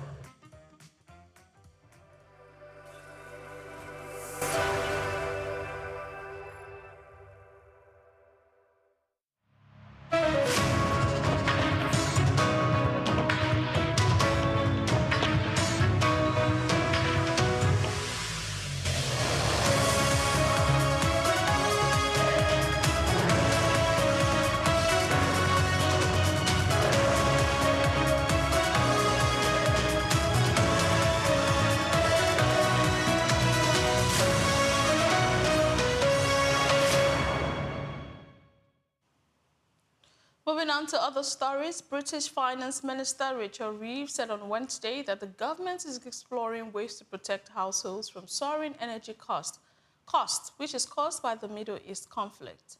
She stressed, however, that it is too early to implement tariff caps or freeze fuel duties at this stage. The Labour-led administration faces mounting pressure from opposition parties to limit regulated household energy tariffs, which are set for review in late May. Lawmakers are also urging the government to cancel a planned increase in vehicle fuel duty scheduled for September. Reeves highlighted that while the government remains attentive to household cost pressures, any intervention must be carefully timed to avoid unintended fiscal consequences, signaling a cautious approach amid global energy volatility. The Russian government is preparing a possible 10% reduction in all non-sensitive spending for this year's budget, pending the sustainability of recent oil price gains driven by the Iran war. Russia faces mounting fiscal pressures as the Ukraine conflict enters its fifth year, with energy revenues declining and broader economic slowdown affecting tax income from other sectors. Analysts have warned that balancing the budget under these conditions will be challenging. The proposed cuts, if implemented, would target discretionary spending while protecting essential areas such as defense and social welfare, signaling Moscow's cautious approach to maintaining fiscal stability and geopolitical and economic uncertainties. Moving on to Italy, where Prime Minister Giorgia Meloni delivered strong criticism of the US-Israeli war on Iran on Wednesday, calling it part of a dangerous trend of interventions outside the scope of international law. Her remarks came during a parliamentary session responding to opposition claims that her government had been too lenient towards allied powers. Meloni's statement marks a rare direct rebuke among European leaders, as most nations, except Spain, have refrained from openly criticizing the US and Israeli strikes. European countries have largely limited themselves to calls for restraint in the ongoing conflict. Analysts also say Meloni's stance reflects growing domestic pressure in Italy and a desire to assert the country's independent foreign policy amid heightened Middle East tensions. I hope it is clear to everyone in this chamber that we cannot allow an Ayatollah regime to possess nuclear weapons combined with a missile capability that could soon be able to strike Italy and Europe directly. Even more so because this scenario would mark the end of the international non-proliferation framework and would trigger a nuclear arms race that would have dramatic repercussions on global security. But we also intend to make our voice heard so that as the United States and Israel continue their military actions aimed at neutralizing Iran's military capabilities, the safety of civilians, starting with children, is preserved. For this reason, on behalf of the government, I express my strong condemnation of the massacre of girls at the school in Manab in southern Iran, my solidarity with the families of the young victims, and my request that responsibility for this tragedy be quickly determined. The United States administration announced on Wednesday it is launching 2 trade investigations targeting excess industrial capacity in 16 major trading partners and alleged forced labor practices. The move signals renewed tariff pressure after the Supreme Court dismantled much of Trump's previous tariff program last month. According to United States Trade Representative Jameson Gray, countries including China, the European Union, India, Japan, South Korea, and Mexico could face new tariffs by this summer under the Section 301 investigation into unfair trade practices. The probes aim to address market imbalances and labor concerns while protecting United States industries from foreign competition. Analysts say the investigations could escalate tensions in global trade just as supply chains remain fragile. Moving on to sport news, where Nigeria's senior women's basketball team, the Tigers, opened their FIBA Women's Basketball World Cup qualifying tournament campaign with a commanding 70-37 victory over Colombia at the Astrobel Arena in France on Wednesday. The 7-time African champions dominated across all facets of the game, demonstrating both defensive solidity and attacking efficiency in their first match of the tournament. The Tigers aim to use the tournament to sharpen their preparations ahead of the 2026 World Cup in Berlin, building momentum and confidence as they target another strong showing on the global stage. Victor Osimhen has cautioned Liverpool that Galatasaray can do some damage at Anfield in the second leg of the UEFA Champions League tie. The Nigerian striker's warning comes amid growing transfer interest from Arsenal and Manchester United, with a potential deal valued at €140 million. The forward spoke after Galatasaray claimed a 1-0 win over Liverpool in the first leg at Rams Park, giving the Turkish champions a strong advantage heading into the return fixture in England. Osimhen's confidence reflects both his form and the club's recent momentum as Galatasaray looks to build on their narrow lead while navigating the intense spotlight of Europe's premier club competition. And that's a wrap on the news this afternoon, but here's a quick recap of our top stories. Nigeria's import trade remained concentrated among few countries in the fourth quarter of 2025, highlighting reliance on foreign suppliers for goods. Customs Comptroller General Adewale Adeniyi reaffirms commitment to fully paperless ports, pledging deeper digital reforms to improve cargo processing efficiency.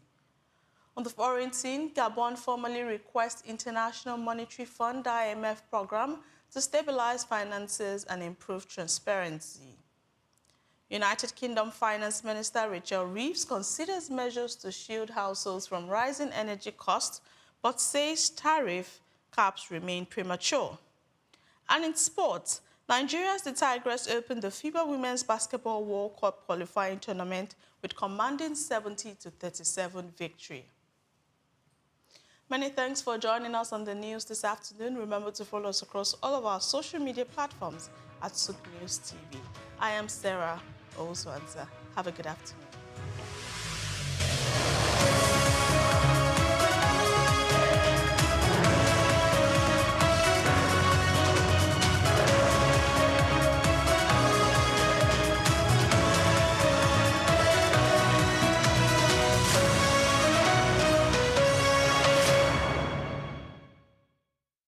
Hello Nigeria, hello Africa. Yeah, this is Sound Man. Keep watching SOUQ News. My name is Babalola from Excel LED. Keep watching SOUQ News. My name is Shepherd Michael Adewale Onofuye. I enjoin you all to always watch SOUQ News TV. Hi, I'm Tom Boggaballs, and please keep watching SOUQ News. Wale Seriki, SLG Lagos Island East, SOUQ News, keep out watching them and keep a lookout for them. They're up and coming, and we're proudly to be affiliated with them. You alone where they make me go crazy. This your love in the cool of my brain. You're my medicine, I need you all day. Yo, it's Blackface Nigeria, and you're watching SOUQ News TV. Keep it locked on this dial, don't change it. You know what I say? Blackface Nigeria, love no bad.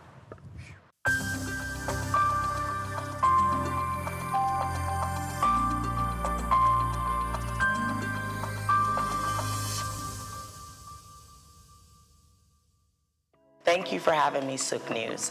I'm excited to be here. My name is Anna Maria Orlu. I am the current Miss Nigeria United Nations. As well as that, I am an actress, a model, and I also am the founder of Little Blessings Foundation, and we focus on orphanages in Nigeria.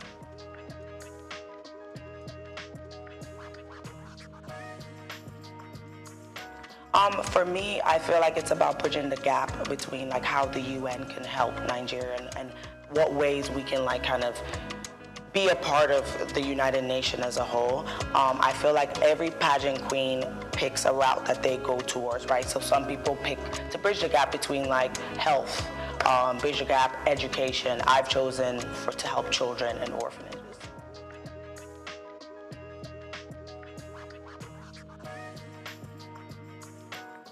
So after my last pageant, I actually was reached out to. They were like, you did a great job. I really loved how you presented yourself. Would you like to take part in this pageant? And of course I had to do my own research just to see like, is it for me? Is it not for me? I did hesitate a bit only because, you know, you need to just let it sit. I'm used to just making decisions really fast. So I like to just simmer down and kind of do my research. After that, the process was actually a lot of fun. I got to meet a lot of girls from different states and just interact with them and just learn a lot from their background and a lot of the sisterhood and just having fun in that whole 1 week. It's a week process, so it's like boot camp. You're waking up, you're working out, you're visiting different places, you're doing some charity work, different segments like the swimsuit, also evening gown traditional, all of those things. So it is a week of like intense work.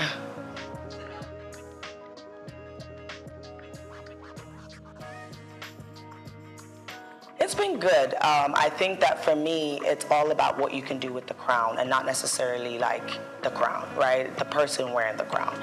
What is your interest? How passionate are you? And for me, it's always been important to relate with the everyday girl. Like just because I have a crown on my head does not mean that I cannot go feed the homeless. Doesn't mean that I cannot like be in the streets doing other things with like that may not be, you know, what I live like, you know. So I definitely think that it's opened my eyes to like different opportunities as well. And just like making sure that I am sticking to what my purpose is, and which I think that that is my Little Blessings Foundation.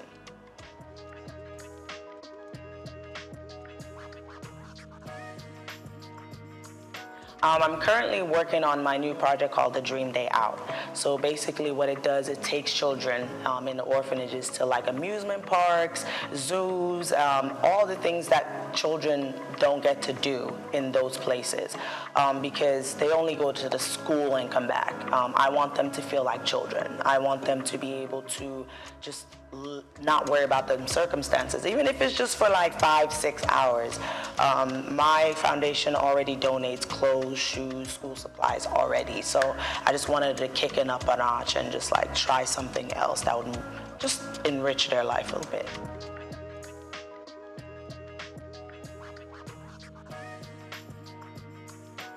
I think yes. For me, I was a foster kid for 10 years, and I think like I might not have got like the same childhood as everybody. Go to different things just because who was gonna fund that? You know, who was gonna take us to the zoo and the park and like things that we really wanted to do? And it was like, I feel like I didn't go to an amusement park till I was like nearly an adult. So I think with that, I wanted to just have something different. I know that a lot of people, and even in Nigeria, donate food and stuff like that, but how are we like enriching their lives? Like how are we making them like not always think about them circumstances of what they're living?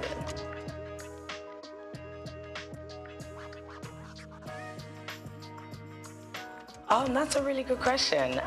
For me, I think that my family also have done a really good job with that as well. My dad is always in Nigeria, and he tried to instill that you're Nigerian no matter what. My mom as well, and my brother never spoke English to me when I was younger.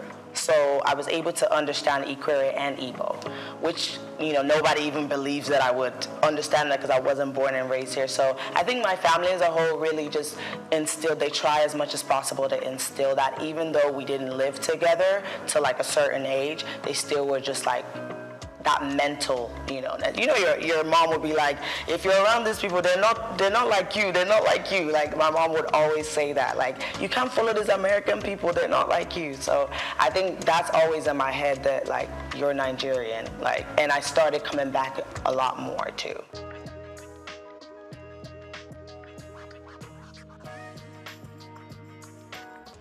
For me, it's always been anything I'm doing, I have to start at home. I have to start at home because that's where it feels right. That's the purest way to do it for me.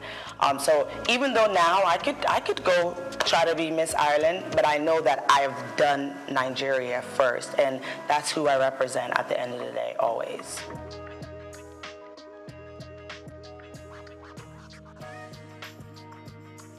So how I knew I could act is because I started off singing. Actually, I started off singing. I thought I was going to be a singer. I was very annoying to my family. I was singing everywhere we went. My mom actually encouraged it. She'd be like, go sing at church, go sing. I loved it. And then I got into musical theater because they were like, oh, you could sing. We need somebody who could sing.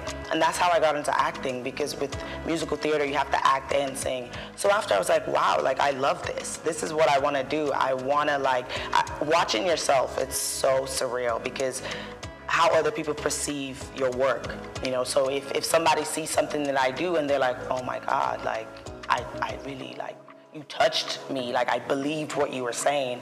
And that's the stories I want to tell. So I think like after the music theater, I was like, I want to act. Like acting is the destination, and there might be other routes, and I'm just grateful that God blessed me with other talents. Like I sing, I also dance, and modeling. I just feel like everything would lead me into like the final destination, which is acting.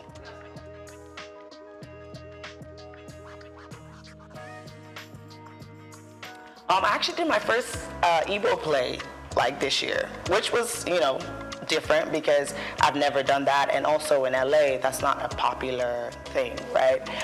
So my last one was an Igbo play, and it was Emeka 1985. It was really, really dope. It was literally about a man who moved from Nigeria to America, and just that transition. Nobody really tells the story of how hard that could be. And for us, we don't even know because our parents did it, right? So that was a really provoking story to tell as well. I really enjoyed that. And I was also in this film called Marche. It's telling a Haitian story about like a Haitian woman, and I was the lead for that as well. There's a lot of films, and short films, feature films, movies that I've done that I feel like they always tell like provoking stories, and that's really what I love.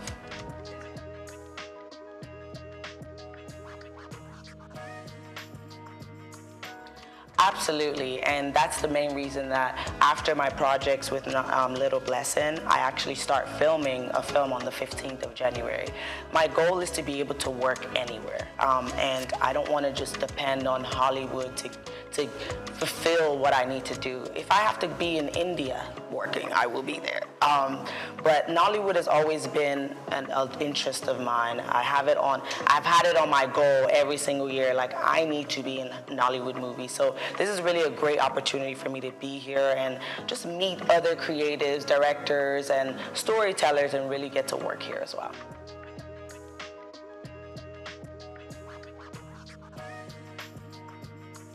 I actually do. I work from home, so I have my laptop.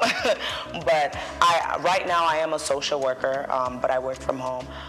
I think that for me, just my background and my childhood, I never wanted to be a broke artist. Being an artist is so hard where, like, you know, it's not stable. One day you have a role and you're working 5 days, and then another 2 months you might not have anything. You're auditioning, you're trying to get something. I just didn't want that to be my life. Like, I want to be able to help my family. I want to be able to take care of myself and not be a burden to my family. So I needed to have a job. I needed to have something that didn't demand maybe as much energy from me, where I could still kind of focus on the art as well.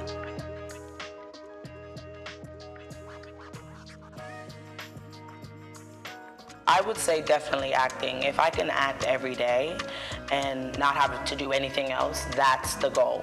Like, that's really the goal. I'd rather not do any of those things, really.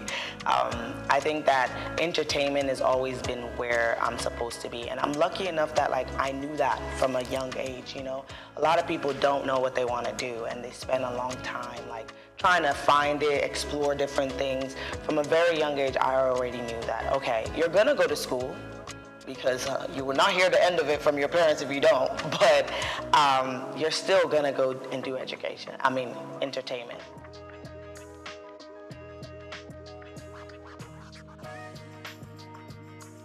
I think those stories, like you say, African American, they have been told a lot, and I think it's because that's people's experiences, right? A lot of people start from their experiences, and for me, I think I really want to tell a lot more about immigrant stories. I think that there's so much that happens when Nigerians or any other like immigrants leave their country and go to America, go to the UK. The things they experience, people don't even tell it enough. Like the things that my dad went through, I only know half of it. And I'm already like, whoa, this is a lot for one person. Especially Nigerians are so resilient, like they can do anything, and just to make sure that they survive in that country. So I definitely want to tell a lot of immigrant stories.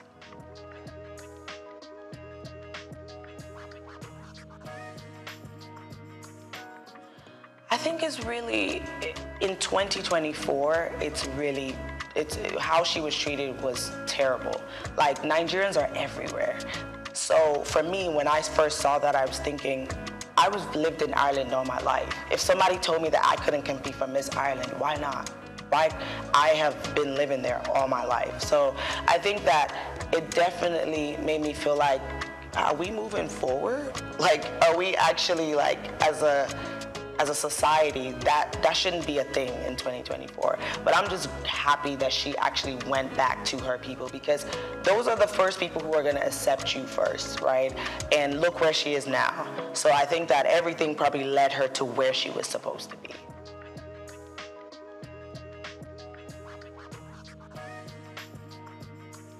I think some of the misconceptions is that we're not very smart. We're just pretty, and or some of them are like, oh, they just did it just to have a crown and have the attention or whatever.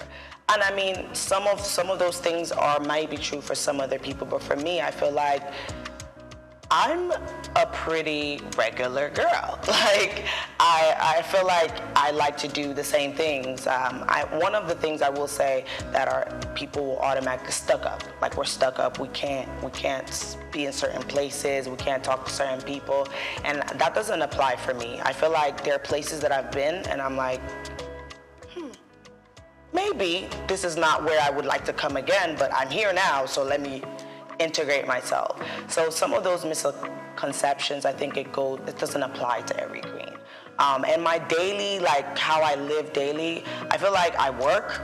I do a lot of presenting. I'm also a host, so I do a lot of red carpet events and stuff like that. So I always like to make sure that I am in the entertainment scene, because I know that, like, that's where I want to be.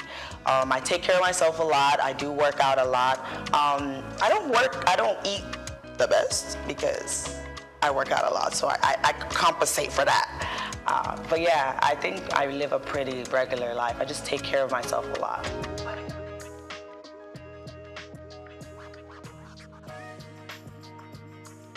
The rest part lacks. I think probably don't sleep enough, but it's just the passion, really. It's the passion to want to do all these things. I think that even my social life is actually pretty good. Like, I go out pretty regularly with my friends, and I travel a lot. I think traveling is really my safe haven. It's where, like, I feel like, okay, this is where I get to do something I want to do. Like, traveling and working out, those are the two things that I'm like, okay, this keeps me sane. But time-wise, I think I have good time management skills. That's another thing too. I think in this industry, you have to have time management skills and just prioritize what you want to do, because you're not going to have time for everything, and tomorrow is another day.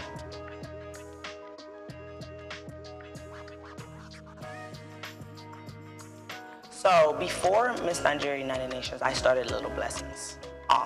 So I started Little Blessings like maybe 7 months before I actually did the pageant. So I already had that going, where I was supplying shoes, clothes, things like that. So then Dream Day Out came after I became the queen. And I think my mission is just to keep adding initiatives that are gonna enrich these kids' lives, right? Next thing, I want to start looking for grants to fix the orphanages up, because some of them are in such a bad condition. And I think that if we're setting these children up for success, it starts at home. It starts with the basic needs. Like, if you don't have clothes to wear, you're not going to go to school and feel like you want to learn. If your environment is traumatic, you're not going to have that space to want to even be a doctor or a nurse or whatever it is that they might want to be, right? So I think it's just, I want to start with the basic needs. Like, your home needs to be together. Some of the orphanages have holes in them, like water coming, and the kids are comfortable. They just hop over the bucket. And I'm looking around like, wait, this is okay? So I just want to start off with, like, building that up, and then go and add more and more orphanages that I'm sponsoring. So start getting some from the east. Right now I have in Port Harcourt as well. So just adding more and seeing how we can make a difference that way.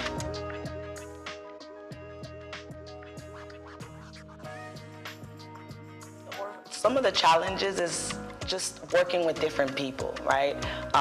So these things that I'm organizing, I have to reach out to the resort park. I have to reach out to the orphanage, the workers there. I have to like really just work with them. And sometimes, you know, when they hear your accent, the bill goes up. So things like that are really challenging because it almost means that I have to try to get somebody to do stuff for me instead of I like to do stuff for myself. Like I'm pretty like dominant in that way. Like I want to call the resort park and organize stuff. I want to call the sponsorships and make those deals myself. But sometimes it's challenging because I might have to depend on somebody else. Like for instance, we're getting a bus, right? And we're getting a bus and I have to have somebody else call because it'd be cheaper when they call. But if I call, when they hear me, they're like, oh, $500K, like the price goes up. So those challenges is what like really bothers me.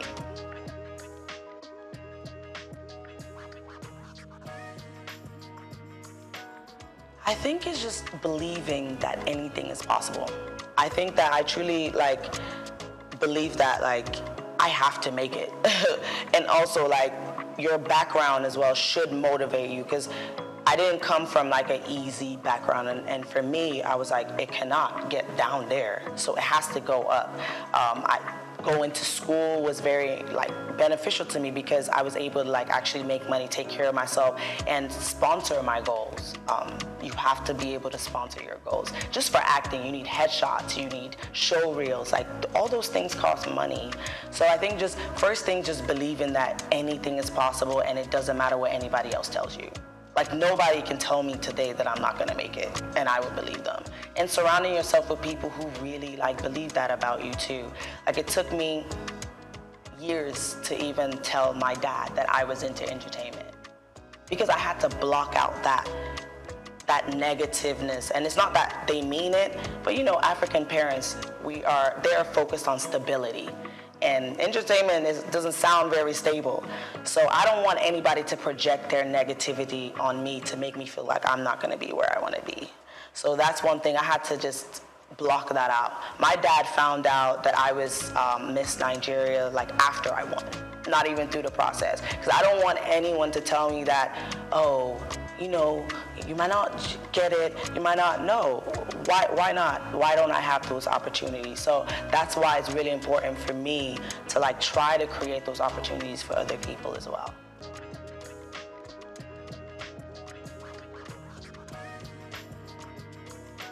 I think for me, one of the things I've had to lose is some friendships. Just because where you are, not a lot of people are supposed to be there with you. And that was hard for me to accept that. Certain people I might have known for a long time are not aligned with my future or aligned with where I am now. So those are things that I'm still like trying to balance, you know, like, because having good people around you is really important, and having people who are gonna always uplift you, speak life into you, and just make you feel like you are where you're supposed to be. So I think like that was a main thing for me, where it's like, okay, you may not be able to be around certain places anymore as well. Like I had to also, and I'm still assessing that, like where you can be and where you can't be. There's certain places now that I feel like as a queen, like you really shouldn't be there. Like it's low-key like not where you can associate with anymore.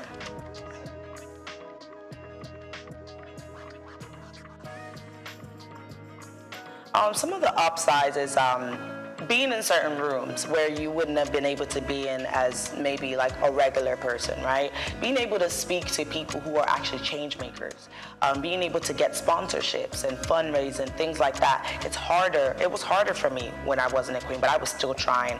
I did online sponsorships and everything. So I think that being a beauty queen gets you into different rooms so you can actually speak and people can hear your voice more and hear your initiatives, hear the things that you want to do.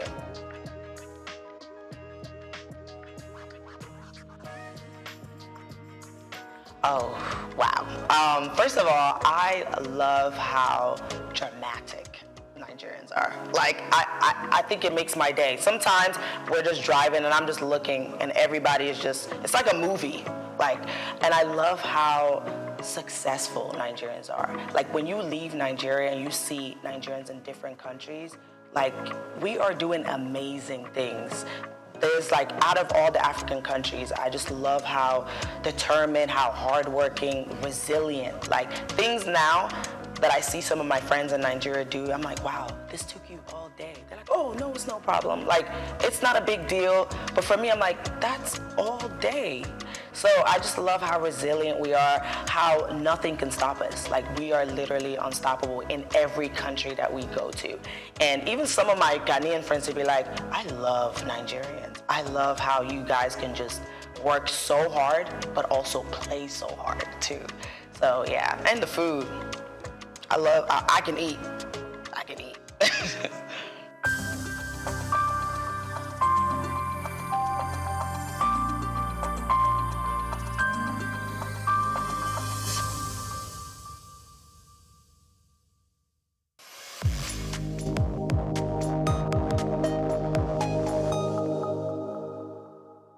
We've got just what you need right here at Femi Wash Media. Call it the Midas touch, and you wouldn't be wrong. Let us record, produce, mix, and master your audio like nobody does. Reach us on our contact today for the best quality job.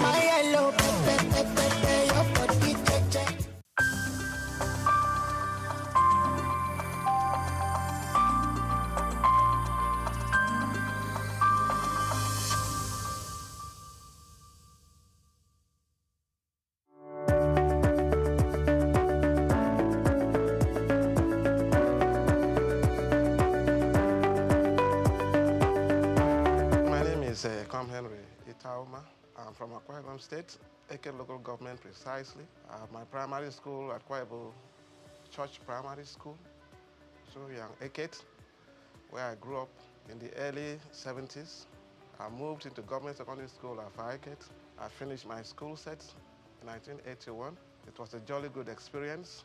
Before I moved over to Lagos, where I did my higher school, Federal School of Art and Science, Victoria Island. And from where I took my JAM, then I got admission to study English and literary studies in the great University of Calabar. Growing up was fun, education was fun. We enjoyed the bits of life, all we went through there, from primary to secondary school, the dormitory lives, my friends, my colleagues.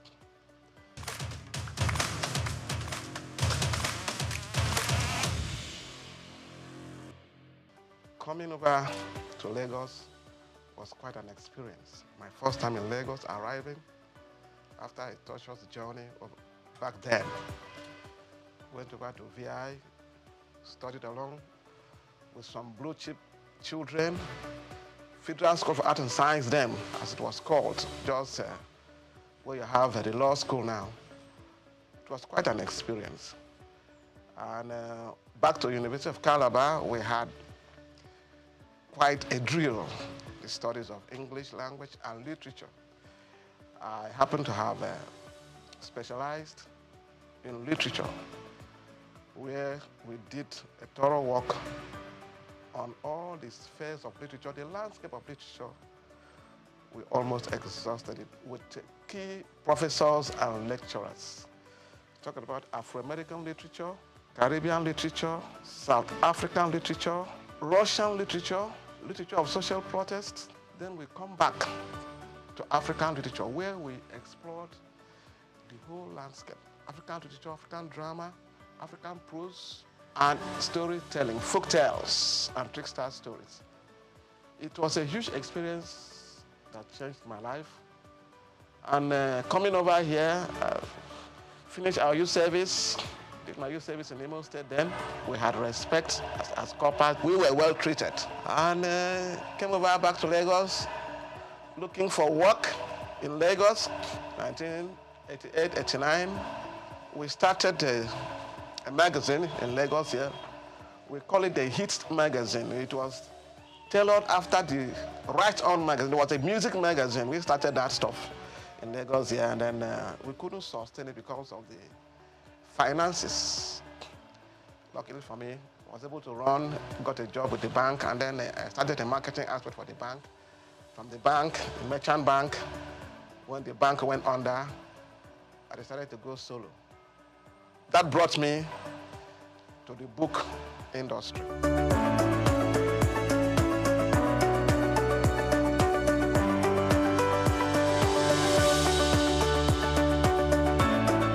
I have always had this passion for books, right from my primary school to my secondary school. My mom was a teacher, a successful teacher. We were encouraged to read books. We used to hide ourselves in the libraries, my local government libraries. So when I got admitted to the University of Calabar, all our long vacations, we were always found in the library. Of course, there was no GSM then. The library was our contact space, where we go to the libraries to get information about when the school is going to resume, because apart from news, radio and all that, you may not know when the school is going to resume. But when you meet with your friends, you know, in the library there, we meet with some other undergraduates, Uniben, SOUQ, Ife, some of our friends who were studying there, who came home for long vacations. I mean, we interact with them, and before you know it, we hear, you people are going to resume this, that, and that's how my passion for books gets strengthened. When we resume schools, we exchange novels. We look for novels to read. We look for African writers series. We look for Headley Chase. We look for exotic books. We started collecting books. When we finished reading, we shared the books to our friends. We talked about the books, and from there, we were able to explore the world. We sat down in the library and we knew what was happening in the apartheid South Africa. I did so much about the history of South Africa. I read about the Zulu aftermath. I read about the Mau Mau Wars, the challenge of colonialism, the pro-colonial times. I had a good teacher who taught me history in the secondary school, Miss Tooten. He did a yeoman's job. He led us through the whole spectrum of West African history. West African history by Adekunle Aromo-Laran. We talked about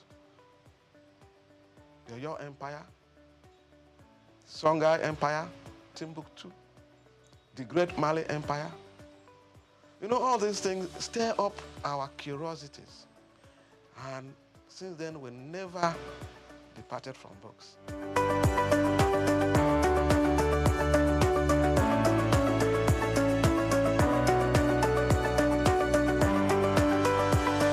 We have worked in close association with the Institute of Public Analysts of Nigeria, IPAN. These are people that do analysis for products, water analysis, analysis of waste and effluent, radioactive activity, food and drug analysis. We have worked with quality control experts across the industries.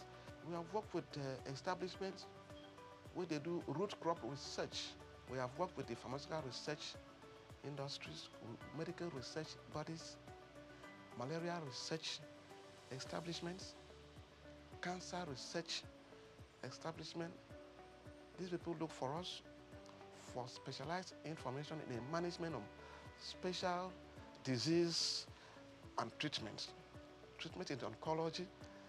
People in the area of traditional medicine, alternative medicine, natural medicine, they look for it. We are partnering with the Nigerian Institute of Science and Technology, Institute of Natural Medicine in Victoria Island, to work with them in the area of the development of herbal medicines in Nigeria. We have books we partner with them to promote. You see, medicinal plants from eastern Nigeria, medicinal plants from the northeast, medicinal plants from the southwest, medicinal plants from the south-south.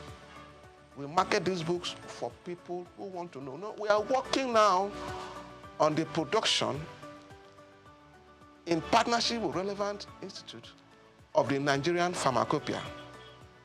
We know about the British pharmacopoeia. We know about the American pharmacopoeia, the Japanese pharmacopoeia, and herbology. We are working towards having the Nigerian pharmacopoeia. This is going to be a compendium of materials that talks about medicinal plants of value, medicinal plants that have healing properties. We are working with specialists, pharmacognosy, phytochemists, and by God's grace, this is going to come into fruition. We partner with the Pharmaceutical Society of Nigeria and all kinds of health bodies that we can't even mention. So many of them invite us for their annual conferences, which is rotated across different states in different years across the nation. So we've traveled, and in most of these conferences, you have experts, deans of faculties, heads of departments that reach out to us with informations in books and journals that are relevant for their students and for their practitioners. We don't only market reference books and textbooks in all fields of study, all fields of human endeavor. We also market relevant journals, research journals, peer-reviewed journals in sociology, in psychology, in law, research journals in oncology, in public health, community medicine, in nursing, research journals in nutrition and dietetics, food science, international relations. We partner with the Nigerian Institute of International Affairs in Victoria Island. We have key journals in world affairs, African affairs, and these journals will help them to distribute to all relevant establishments and departments that need it. So it has been a great job, very taxing and exciting.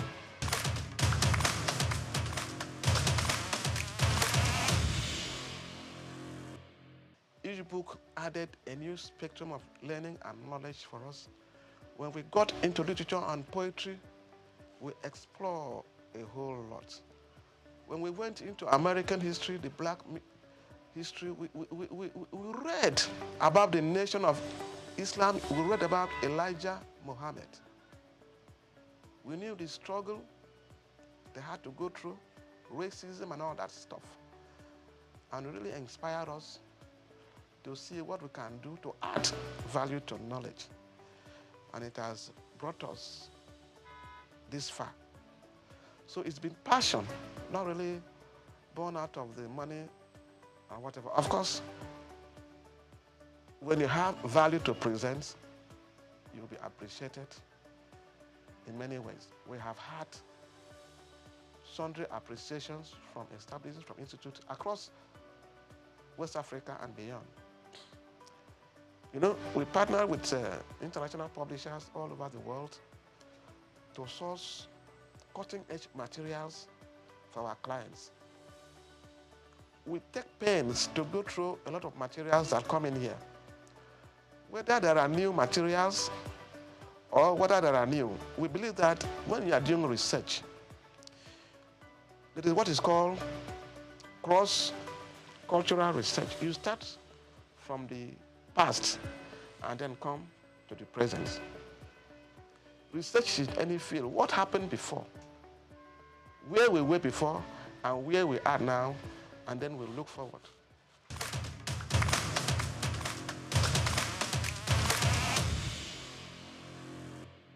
So we have a lot of materials for our clients, and we are on an endless journey of search. When we started this business, we came face to face with HIV. We go after books on HIV and AIDS. We got them across to our clients and our readers. As we went further, Ebola came, and we sourced for materials for medical virologists. It's a virus. Clinical virology, we gave the books to them, and they were very happy. We got the materials. We did what is called public health awareness to get people assured that these things are preventable. That is not the end of life. You see, when you have the information, you have the confidence to practice. You are not scared of whatever. Whatever is coming in probably had happened before. All we need is for new information to combat the emerging diseases. There are journals that deal with emerging infectious diseases. We provide these materials for practitioners, and it has served the purpose over the years.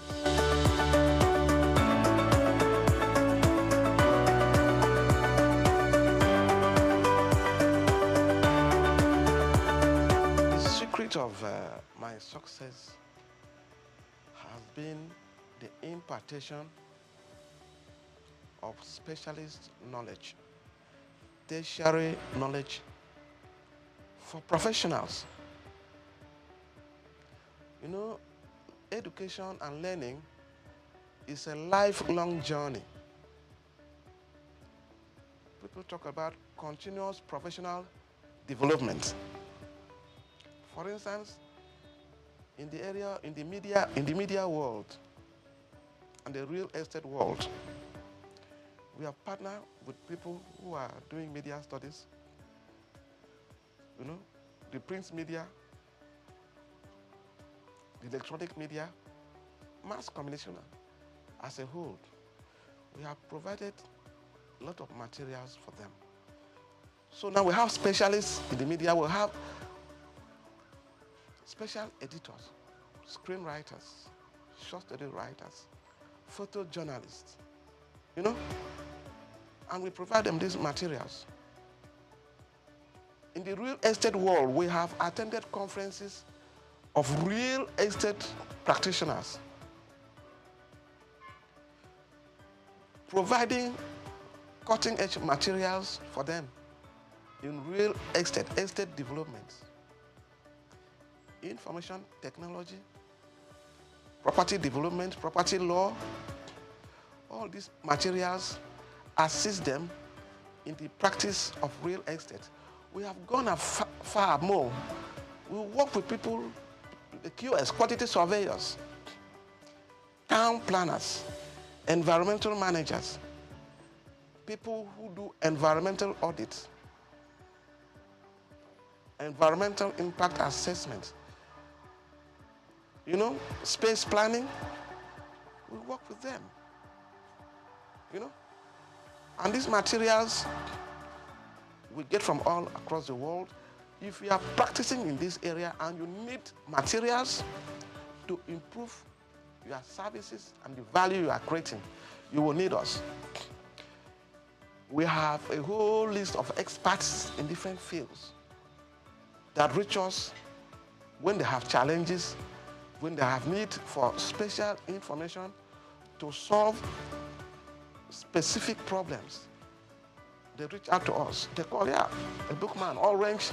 We need books in this area. For instance, we had the former Minister of Health, that great woman, Ponja Iwala.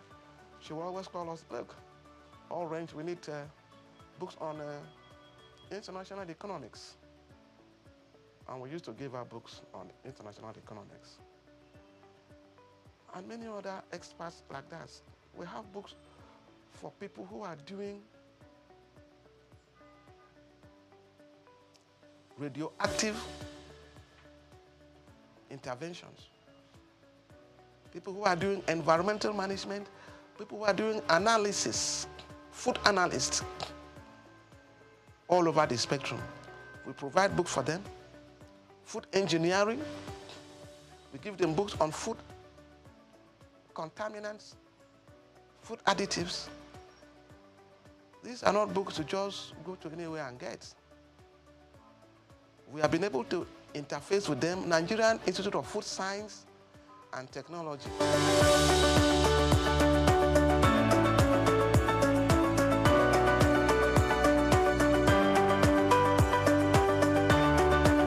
Reading has a tremendous impact on influence on human life. It helps you to appreciate issues, ideas, views, and opinion. It makes you an active participant in intellectual discourse and in intellectual environment. You are not ignorant of what is happening around you. It makes you a leader. Yes, Not all readers are leaders, but most impactful leaders are readers. Books will change you. Books will empower you.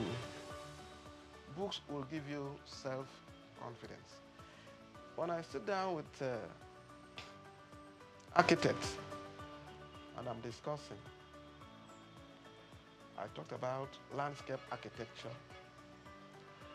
I talked about interior design. They begin to wonder whether I studied architecture. Then I started talking with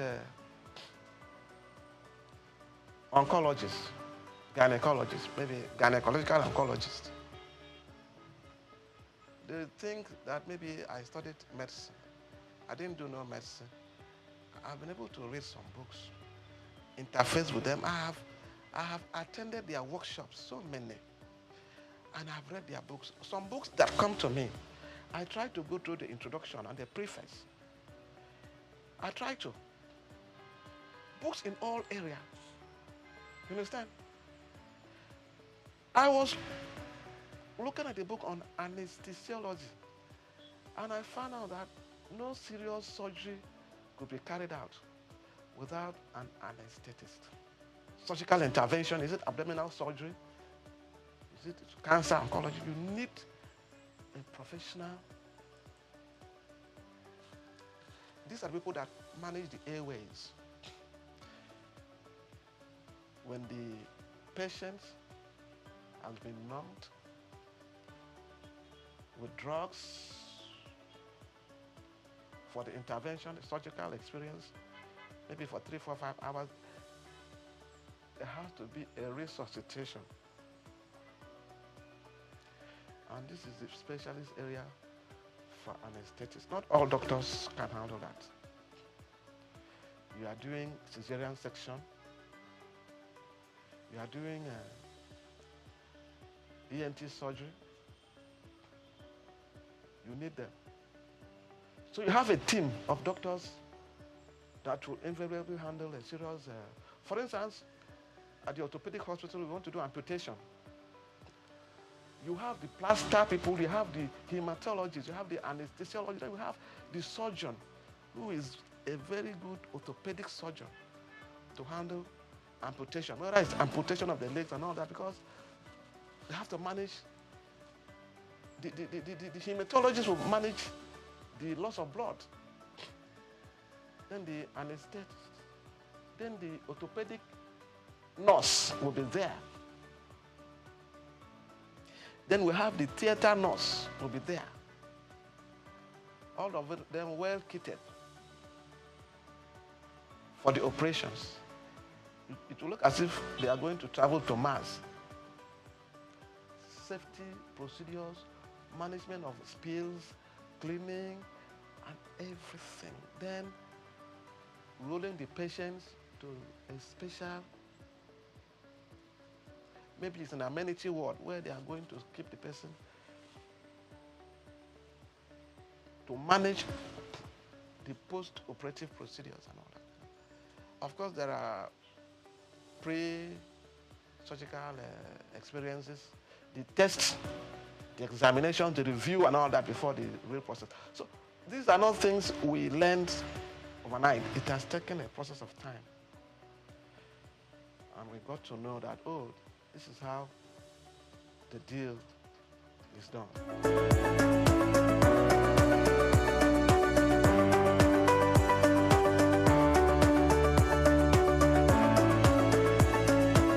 Great insurgents of e-materials, e-books, digital books, and of course, the World Wide Web.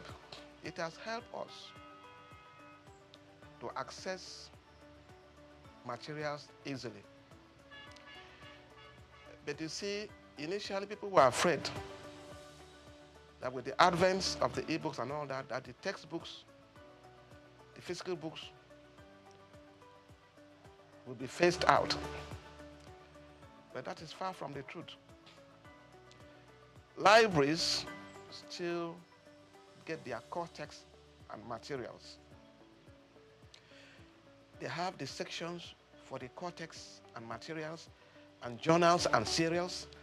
Then they have the section we call the digital libraries. Polytechnic libraries, university libraries across the countries, they have these sections. But my experience with these digital libraries has been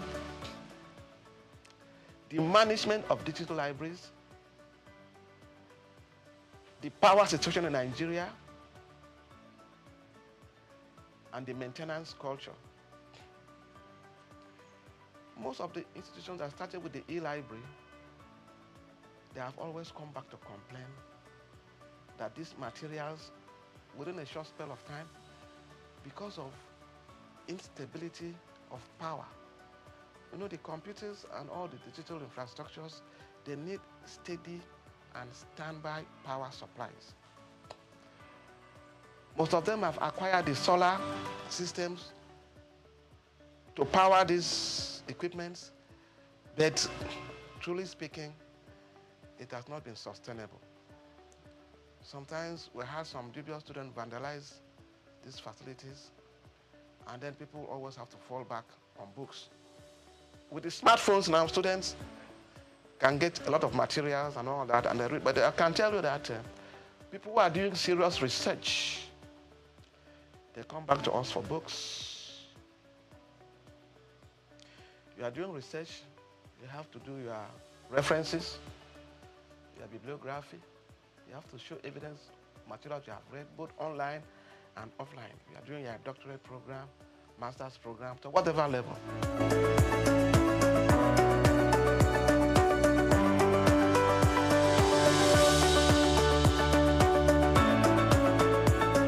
At the level we are now, we believe that we've added value to education, to training, and to teaching. Our next phase now, we're trying to see how we can give back to the society through our interface with like-minded NGOs. We are started our book cafe, all-range book cafe, where we invite people. It's a private library to come and read and study in a relaxed atmosphere, where you can come in and do your book reviews. If you're a writer, you come in and do your book reviews, review your textbooks. Going forward too, we also have our NGO, which we are working on, that borders on environmental management. We call it the Campaign for Sustainable Environment. This is a program we have been running the last 5 years. We are talking about global warming and climate change. We do environmental education.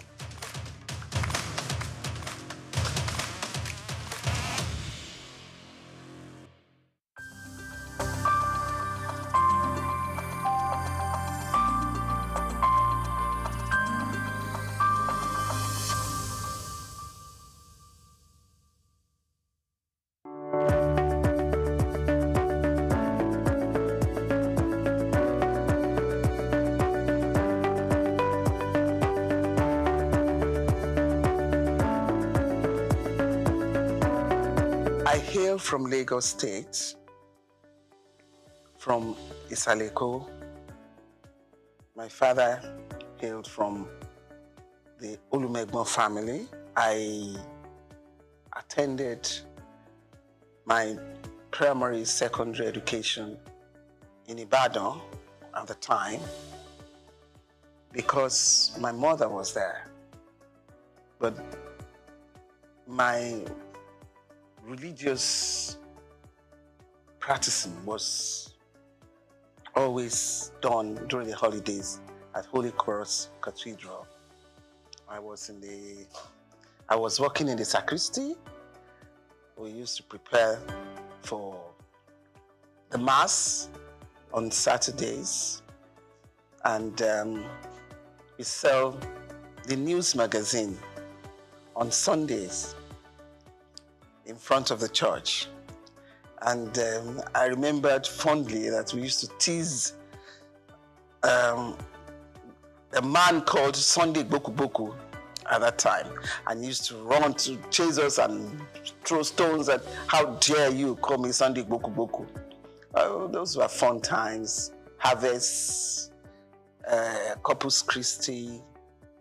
And I was born, raised, baptized, confirmed, married in the Catholic Church. But I got married to Engineer Larry Phillips, who is an Anglican. And I believe that in togetherness of family, it's best we all do things together. So I moved over with him against the doctrine of Catholic Church to the Anglican Church at Marina, where his family belongs and worships. I attended St. Luke's Demonstration School. We used to climb the mango trees, and there was a mixed school. We used to play at during break time. And in my secondary school, it was a Catholic school. And it's for you to be prim and prudish in life and, set you on as a lady. And I got some finesse from there too. And, but the most interesting one, and the most that I can call a radical one, was my HSC in Olivet. We tried all sorts there. But it was fun and highly educative too. Sportsmanship was there. And from there, I proceeded abroad for my accountancy.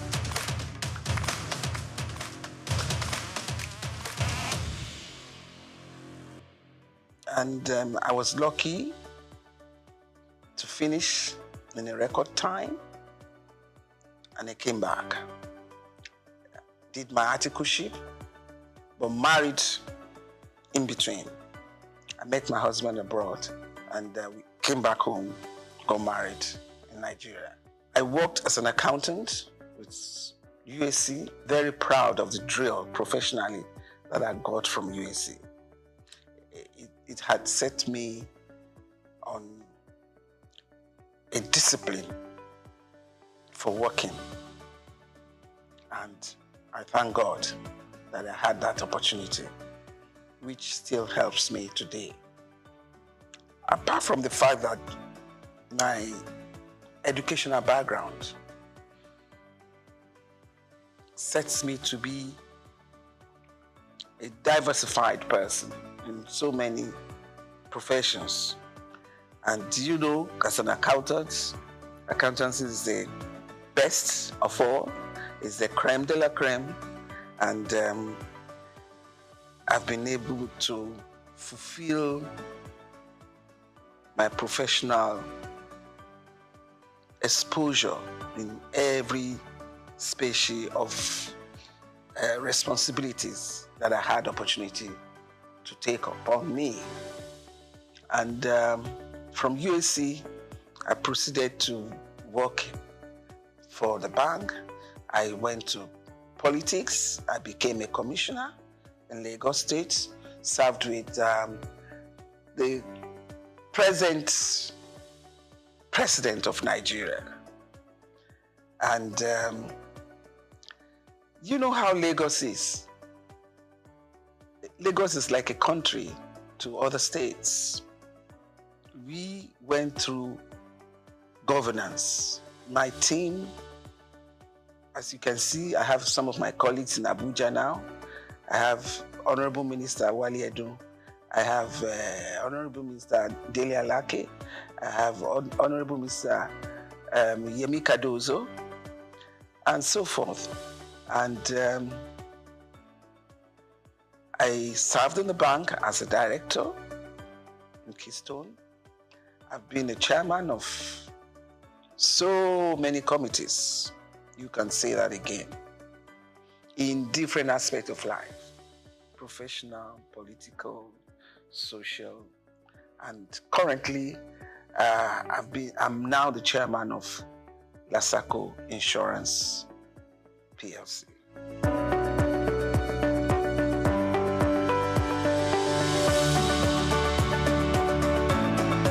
When I was growing up, it was so free and enjoyable. We can take off at 11, 12, escort your friends to Bangboshe here.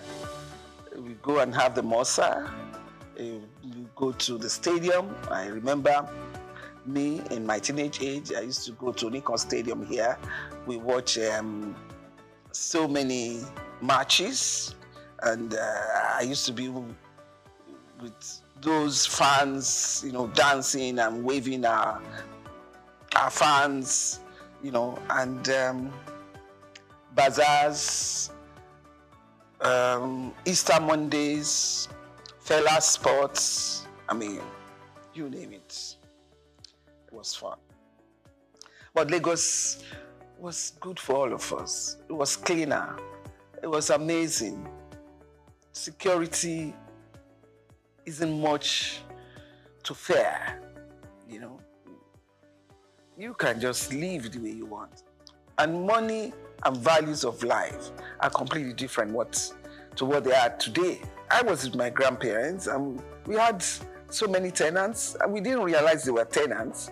We were all playing together, eating together, and we are still like one family today. But the story is not the same again. I wish one can turn around and change it, but we have all given our kids sheltered life for the fear of unknown. And I think the disadvantage is very grievous.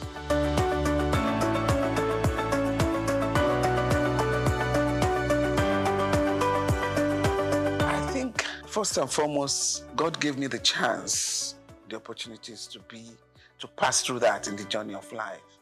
It's not only money that can make you successful in life. I want you together. It's an added support for you if in life you have the opportunities of parents who can financially support you. But at the same time, there are kids who didn't have any financial support and have been successful. So to me, success is about self-determination. I grew up around uncles and aunties who are thoroughly educated, and I've always had it behind my ambition that I must be in that cadre. And thank God the opportunity was there for me, and I seized it. And I remember myself telling my kids, when I was abroad, I never lived like my father was a rich man. No. I was behind the desk reading and reading till I got successful. And I passed in record time.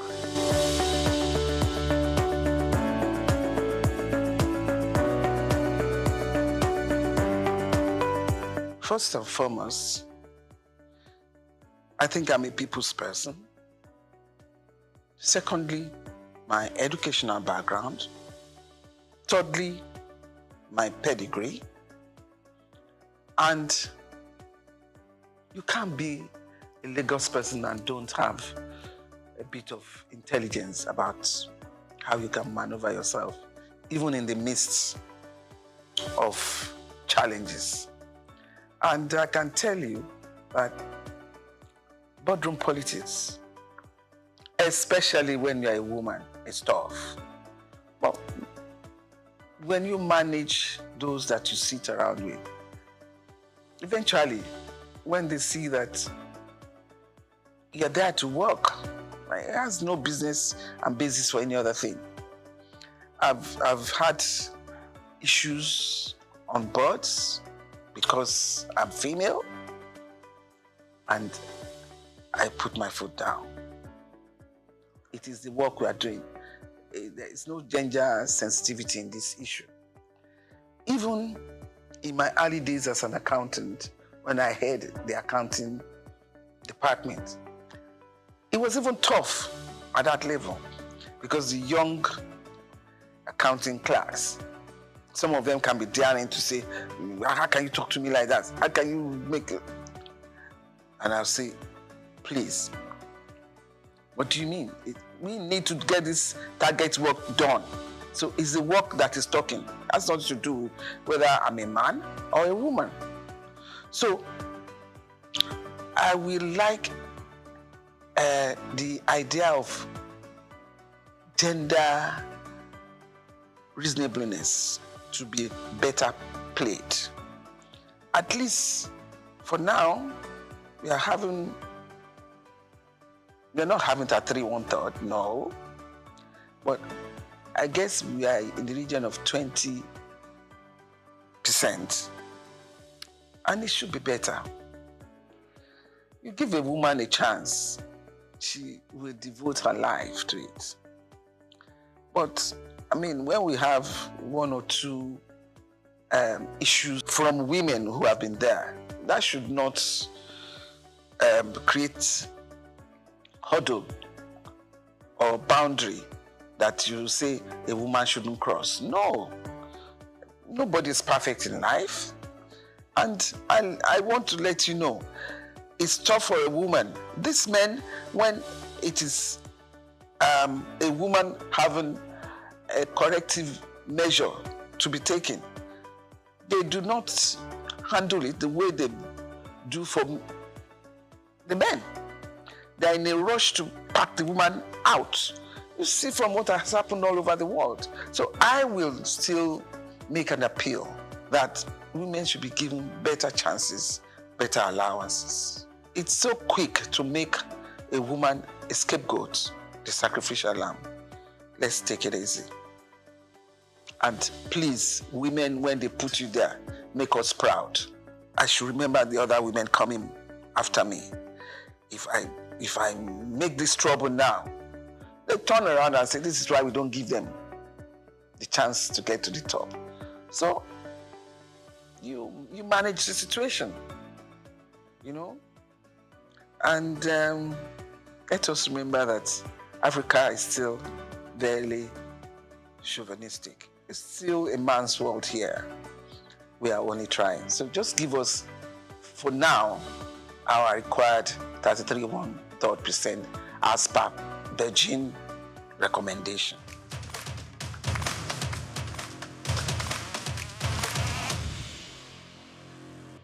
Having been in politics, there are so many factors that bring you up there. Some sensible, which I would call sensibilities.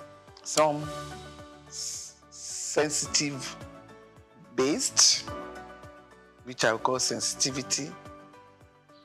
And some as per geographical distribution. If it's not the turn of your section, your district, there's no way they can put you there. But then sometimes it's the turn of your district, the party supremacy decrees that they don't want to use you. What do? You have to show some resilience as a stable character and do whatever you are given very well. Excel. Somehow, one day, you'll be there. Like Martin Luther King. At the end of that tunnel, I can see the light. Someday, somehow, you'll get there.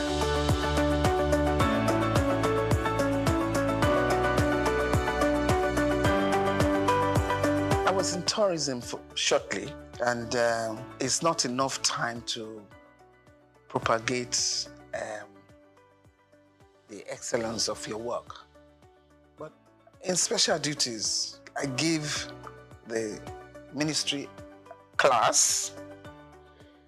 I was able to represent my Lagos State very well. NYC was under me. Proudly, I served. And we ensure that all students that need to go to orientation camp are well registered and got their NYC certificates. It's not about where they put you. It's about what you are able to do in that place. And you do it even to the enviable eye of somebody who believes has the best ministry with a lot of funding and allocation. I'm different in that respect.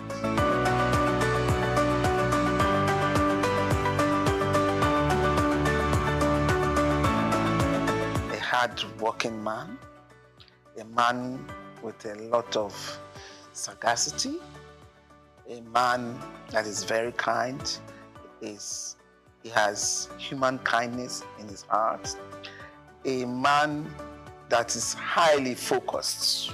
My office was very close to the roundhouse, and I tell you, I wasn't surprised.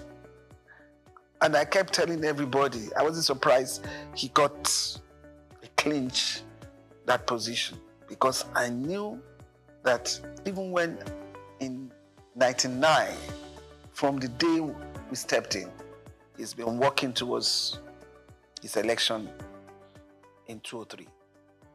So a man like that who is focused, his business is the end of the tunnel. All the distractions you are given, he doesn't consider it. So don't waste your emotions.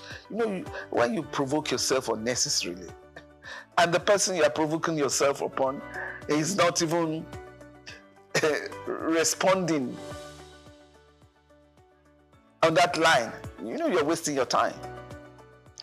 But he's an astute politician. He knows what to do at every point. And don't try him, because he's a hard knock. And he's easy to forgive. That bit, I don't know how he does it, but it's easy to forgive and move on. He understands politics, maybe from a young age, I don't know, but he seems to have the knack of it at all times.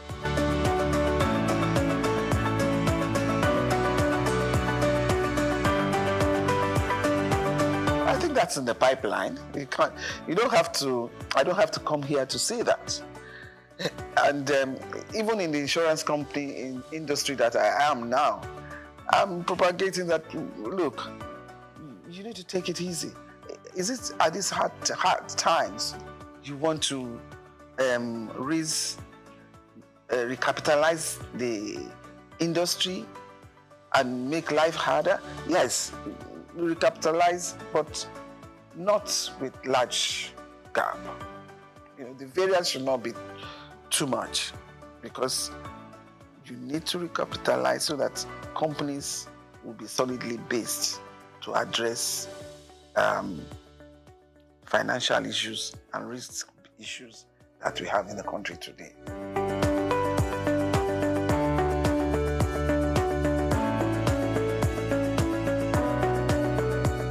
I studied religion for my A-levels in school.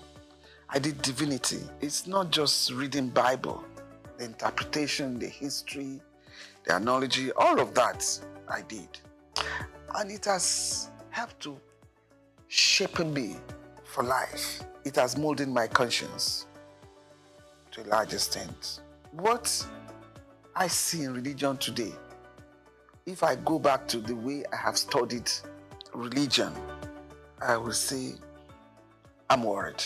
The way we have churches established in this country now, I'm talking of my experience in Lagos State. On the street, you can find 6, 8 churches, but there is no school. Education is key. Religion molds the character, the moral values about life.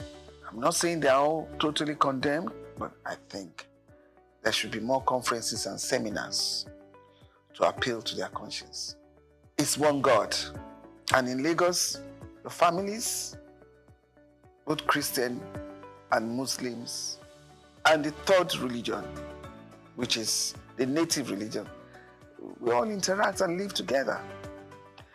And usually you find out that all of them talking about this God.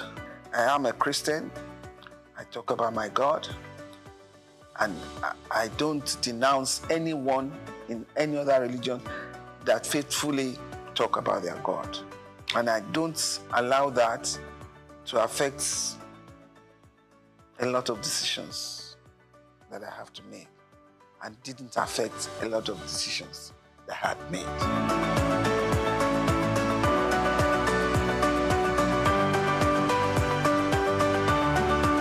The expectation is too high. We are still a developing country. The awareness of covering up your risk is not too much there. In terms of life insurance, in terms of property, people are not still there. People don't cover themselves well enough. They take unnecessary risk. I'm glad Lagos State Governor is saying everybody must have a health insurance now. That, again, would expand the scope of the insurance business. In insurance, there are so many seminars, there are so many conferences that are being put up there now, where the ability to educate the masses, and even the high-ups one, to please insure yourself. And when I say yourself, your life, your property, your children, and see how far it goes. It is important. And you know, in this era of insecurity, it is highly important. Just make sure you insure yourself. And with what the governor had proposed now, definitely Governor Sanwo-Olu did well. Health insurance is key. Health is wealth.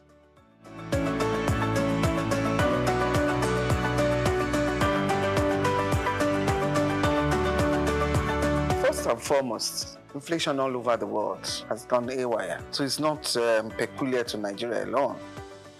Those who live in the Western world, they're crying hula baloo about the price of petrol, the price of even eggs.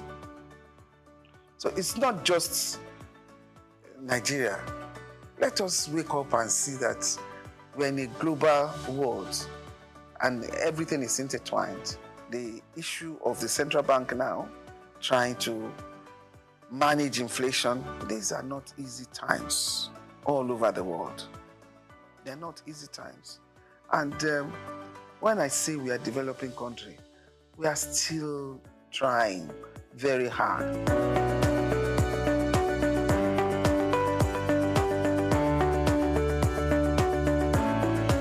I don't want to say it's sad. It depends on the environment. You know, you can't just bring UAE here into Nigeria. The environment here from inception has not delved too much on tourism. Your tourism is just go on holiday and go back. The beaches are there. And even from day to day, they are trying to redevelop along the beach so that tourist activities can happen. And I'm sure they're still on it. You need tourist attraction where you have every aspect of life when tourists come over. But with the problem of infrastructure that we have in the country, you can't do much tourism for now.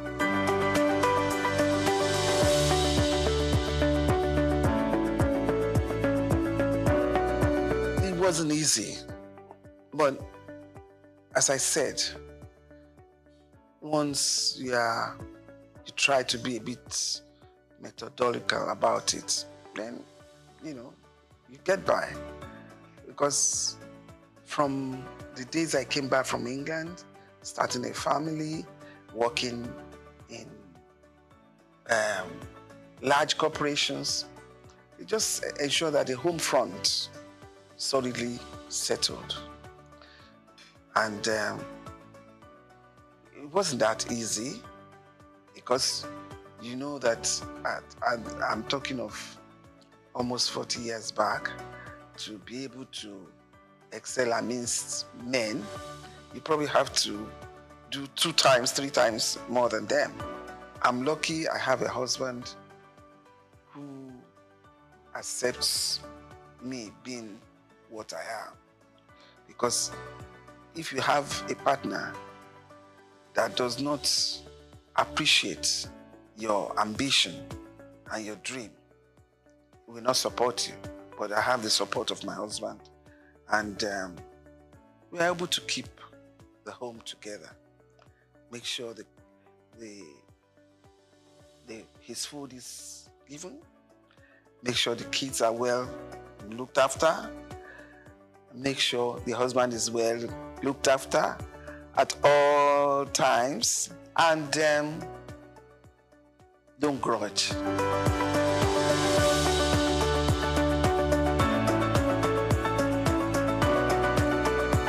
I try to give myself to people in terms of needs. I try to recognize people's needs, and at the moment of that need, I try to help. And it's a legacy I try to sound to my kids at all times. Recognize needs at that point and do it. Because at the point that you recognize it, if you don't offer the assistance, it may not be meaningful again.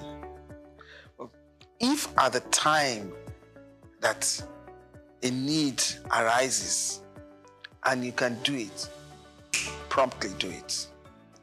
And I cannot manage people who are not sincere. I cannot.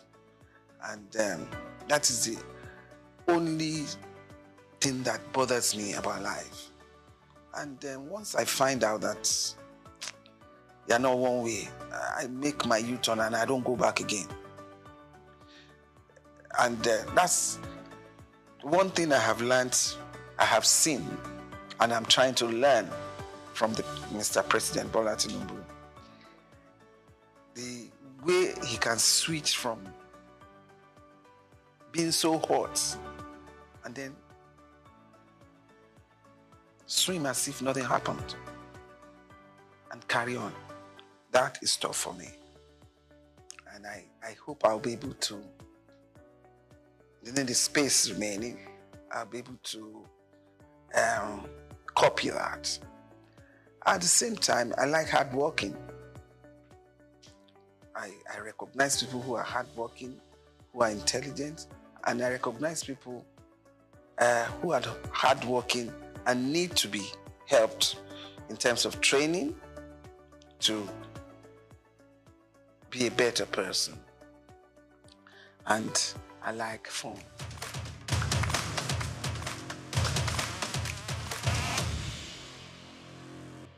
Now let me start with that girl child. That girl child is not so common again. At least most female children are educated now. Outside Lagos, girl child is a big reference. Yeah, I think everybody should be given equal chance to make a life, and a life worth living and contented with. Because if you don't have enough drive and motivation, then life becomes static and you just wear it out and go. But I believe that for women, don't let the men scare you off. You are equally hardworking and intelligent. Expose yourself, but don't mess yourself around. Don't get corrupt.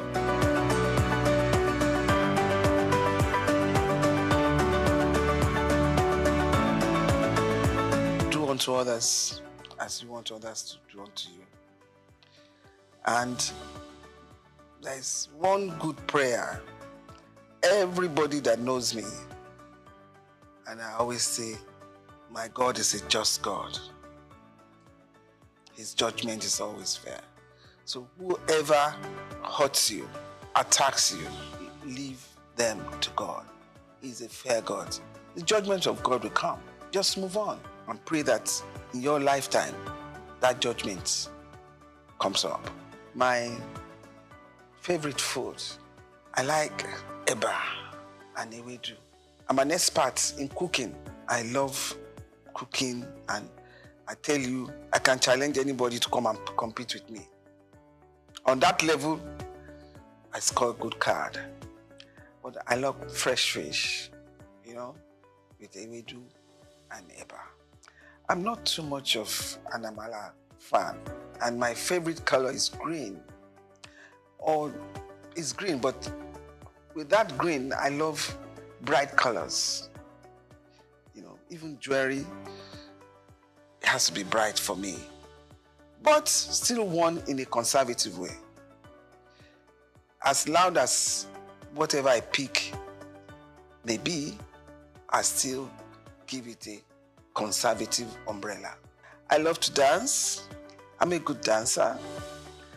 I love to socialize. I'm a good mixer, but highly disciplined.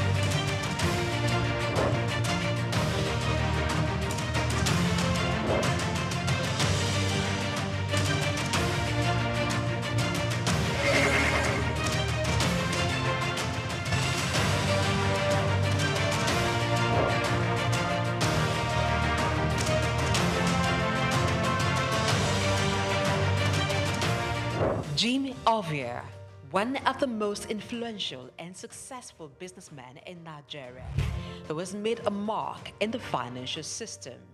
He is the founder and chairman of Zenith Bank, one of Africa's largest and most profitable banks. He has been described by Forbes Africa as the godfather of banking in Nigeria. My name is Jim Ovia. I'm chairman of Zenith Bank, and I thank you all for listening to me. This illustrious son of Africa was one of the financial leaders who revolutionized the banking sector in Nigeria. Let's take a close look into the life, background, career, and achievements of this enigma, Jim Ovia.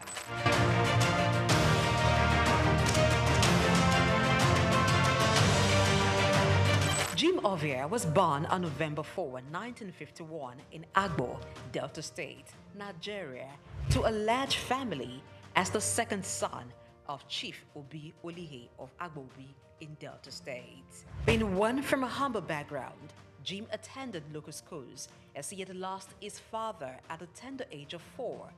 His widowed mother, together with his older brother, saw him through school. He had secondary education at Ika Grammar School in Agbo.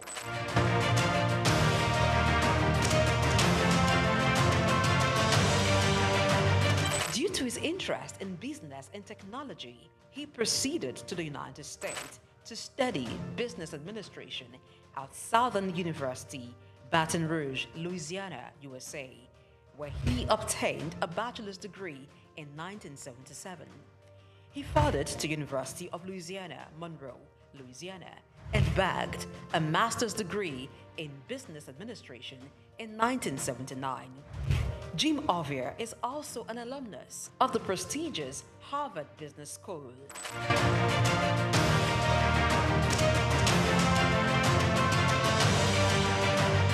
Jim Ovia worked briefly as a clerk in Union Bank in 1973 before proceeding for tertiary studies.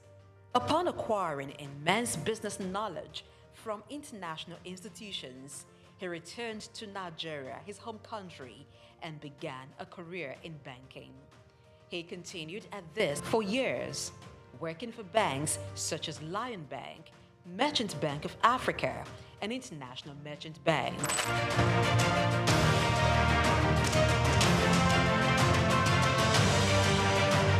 After many years in the banking industry, in 1990, Jim came together with some colleagues to found one of Africa's largest and most profitable bank, Zenith Bank.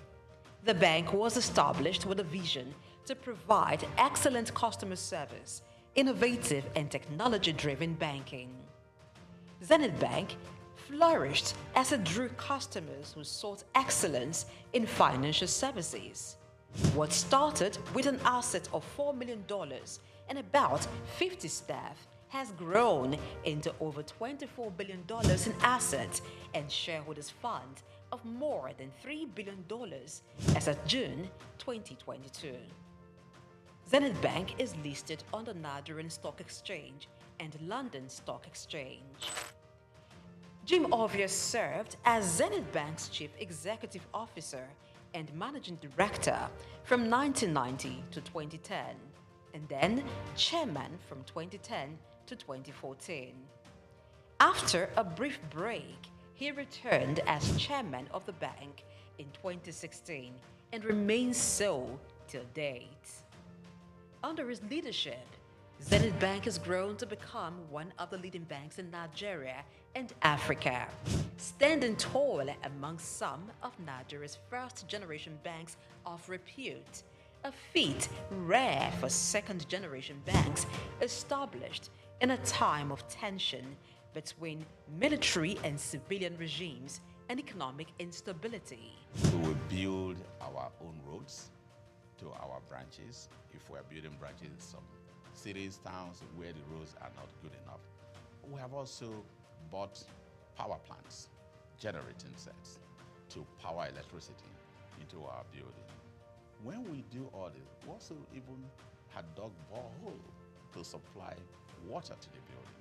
When we do all this, what I personally call it is BYOI, bring your own infrastructure or build your own infrastructure. Jim Ovia served as Zenith Bank's Chief Executive Officer and Managing Director from 1990 to 2010, and then Chairman from 2010 to 2014. After a brief break, he returned as Chairman of the bank in 2016 and remains so till date. Under his leadership, Zenith Bank has grown to become one of the leading banks in Nigeria and Africa, standing tall among some of Nigeria's first-generation banks of repute, a feat rare for second-generation banks established in a time of tension between military and civilian regimes.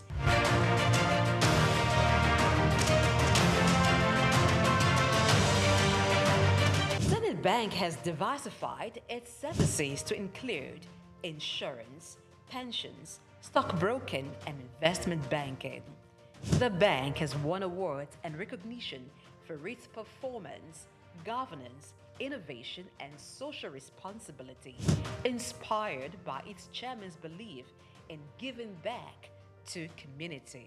Really, it's my special pleasure, my honor indeed, for this opportunity offered by AAI to be awarded in the category of Business Leadership Award for 2017.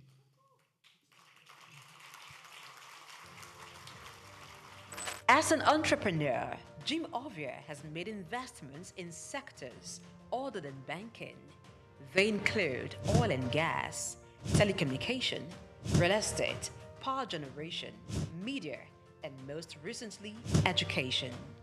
He is the founder and chancellor, James Hope University, Lekki, Lagos State, which has been approved by the National Universities Commission, NUC, to offer postgraduate degrees in business courses.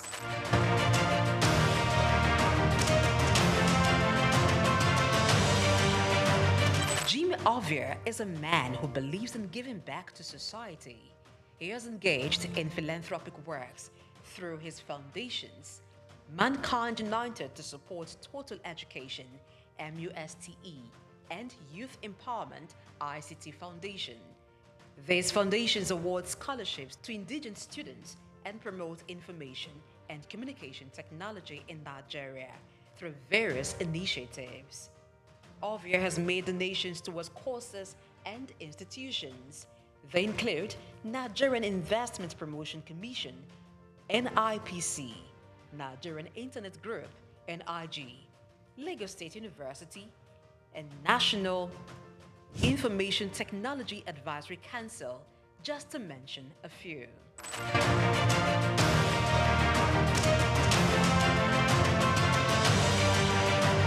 In recognition of his contributions, Jim Ovia is a recipient of many honors and awards.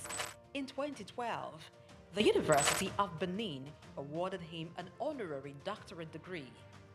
Former President Muhammadu Buhari in 2022 conferred him with the national honor of the Commander of the Order of the Federal Republic, CFR.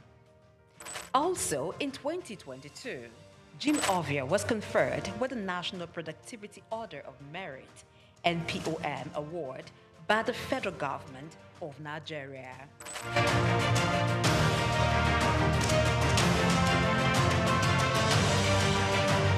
Jim Ovia is a proud member of the World Economic Forum, the Nigerian Economic Summit Group, and the Institute of Chartered Accountants of Nigeria. He is also a member of several boards and councils. We can't afford to lose depositors' money. We can't afford to lose money that belongs to stakeholders. So you must structure your industry in such a way that the best and nothing but the best are there. As chairman of Zenith Bank with more than 9% stake, Jim Ovia in 2015 was estimated by Forbes to have a net worth of $550 million. This net worth obviously has been surpassed since then.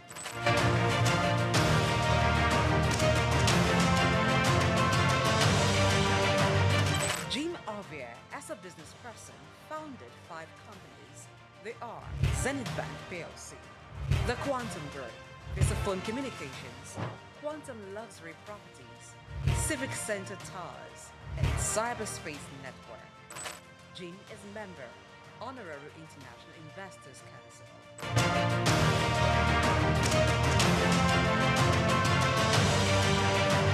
Kay Ovia is CEO, Quantum Markets Limited, a firm that offers stock brokerage services. She sits on the board of several organizations and is chairman, board of directors of Cyberspace Limited, a leading software engineering company.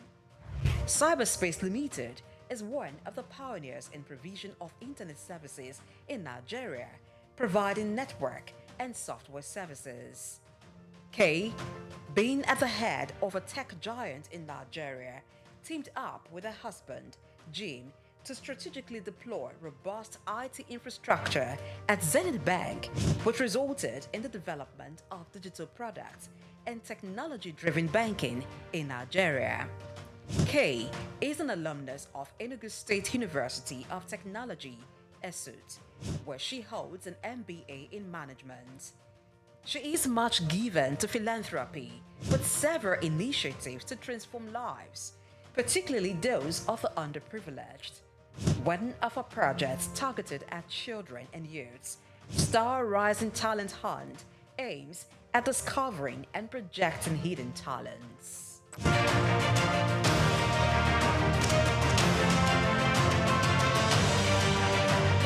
Jim is married to businesswoman and philanthropist Kay Ovia.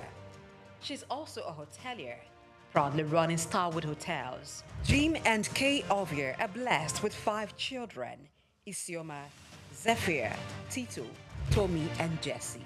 As a family man, Ovia enjoys spending time with his family. He also likes reading and traveling.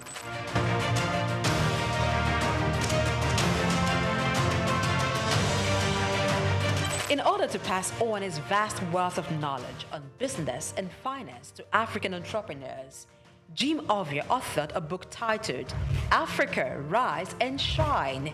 The book was published in 2018 by Forbes Books. The book was written after he featured in an issue of Forbes, and it became the magazine's best-selling edition in Africa, that it had to be reprinted 4 times. The book, Africa Rise and Shine, paints the picture of his humble beginning from the small town of Agbo in Delta State, and against all odds, pushed through to become a global business icon, while providing insight on how to conquer challenges in African markets, taking advantage of the opportunities.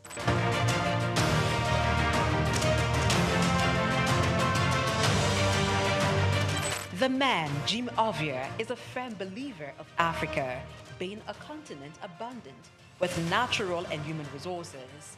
He has constantly pitched the continent as a land filled with investment opportunities in international business forums, such as the Harvard Business School Annual Africa Business Conference, Bloomberg Global Business Forum, Commonwealth Business Forum, and the World Economic Forum, where he has been invited to participate and even deliver keynote address.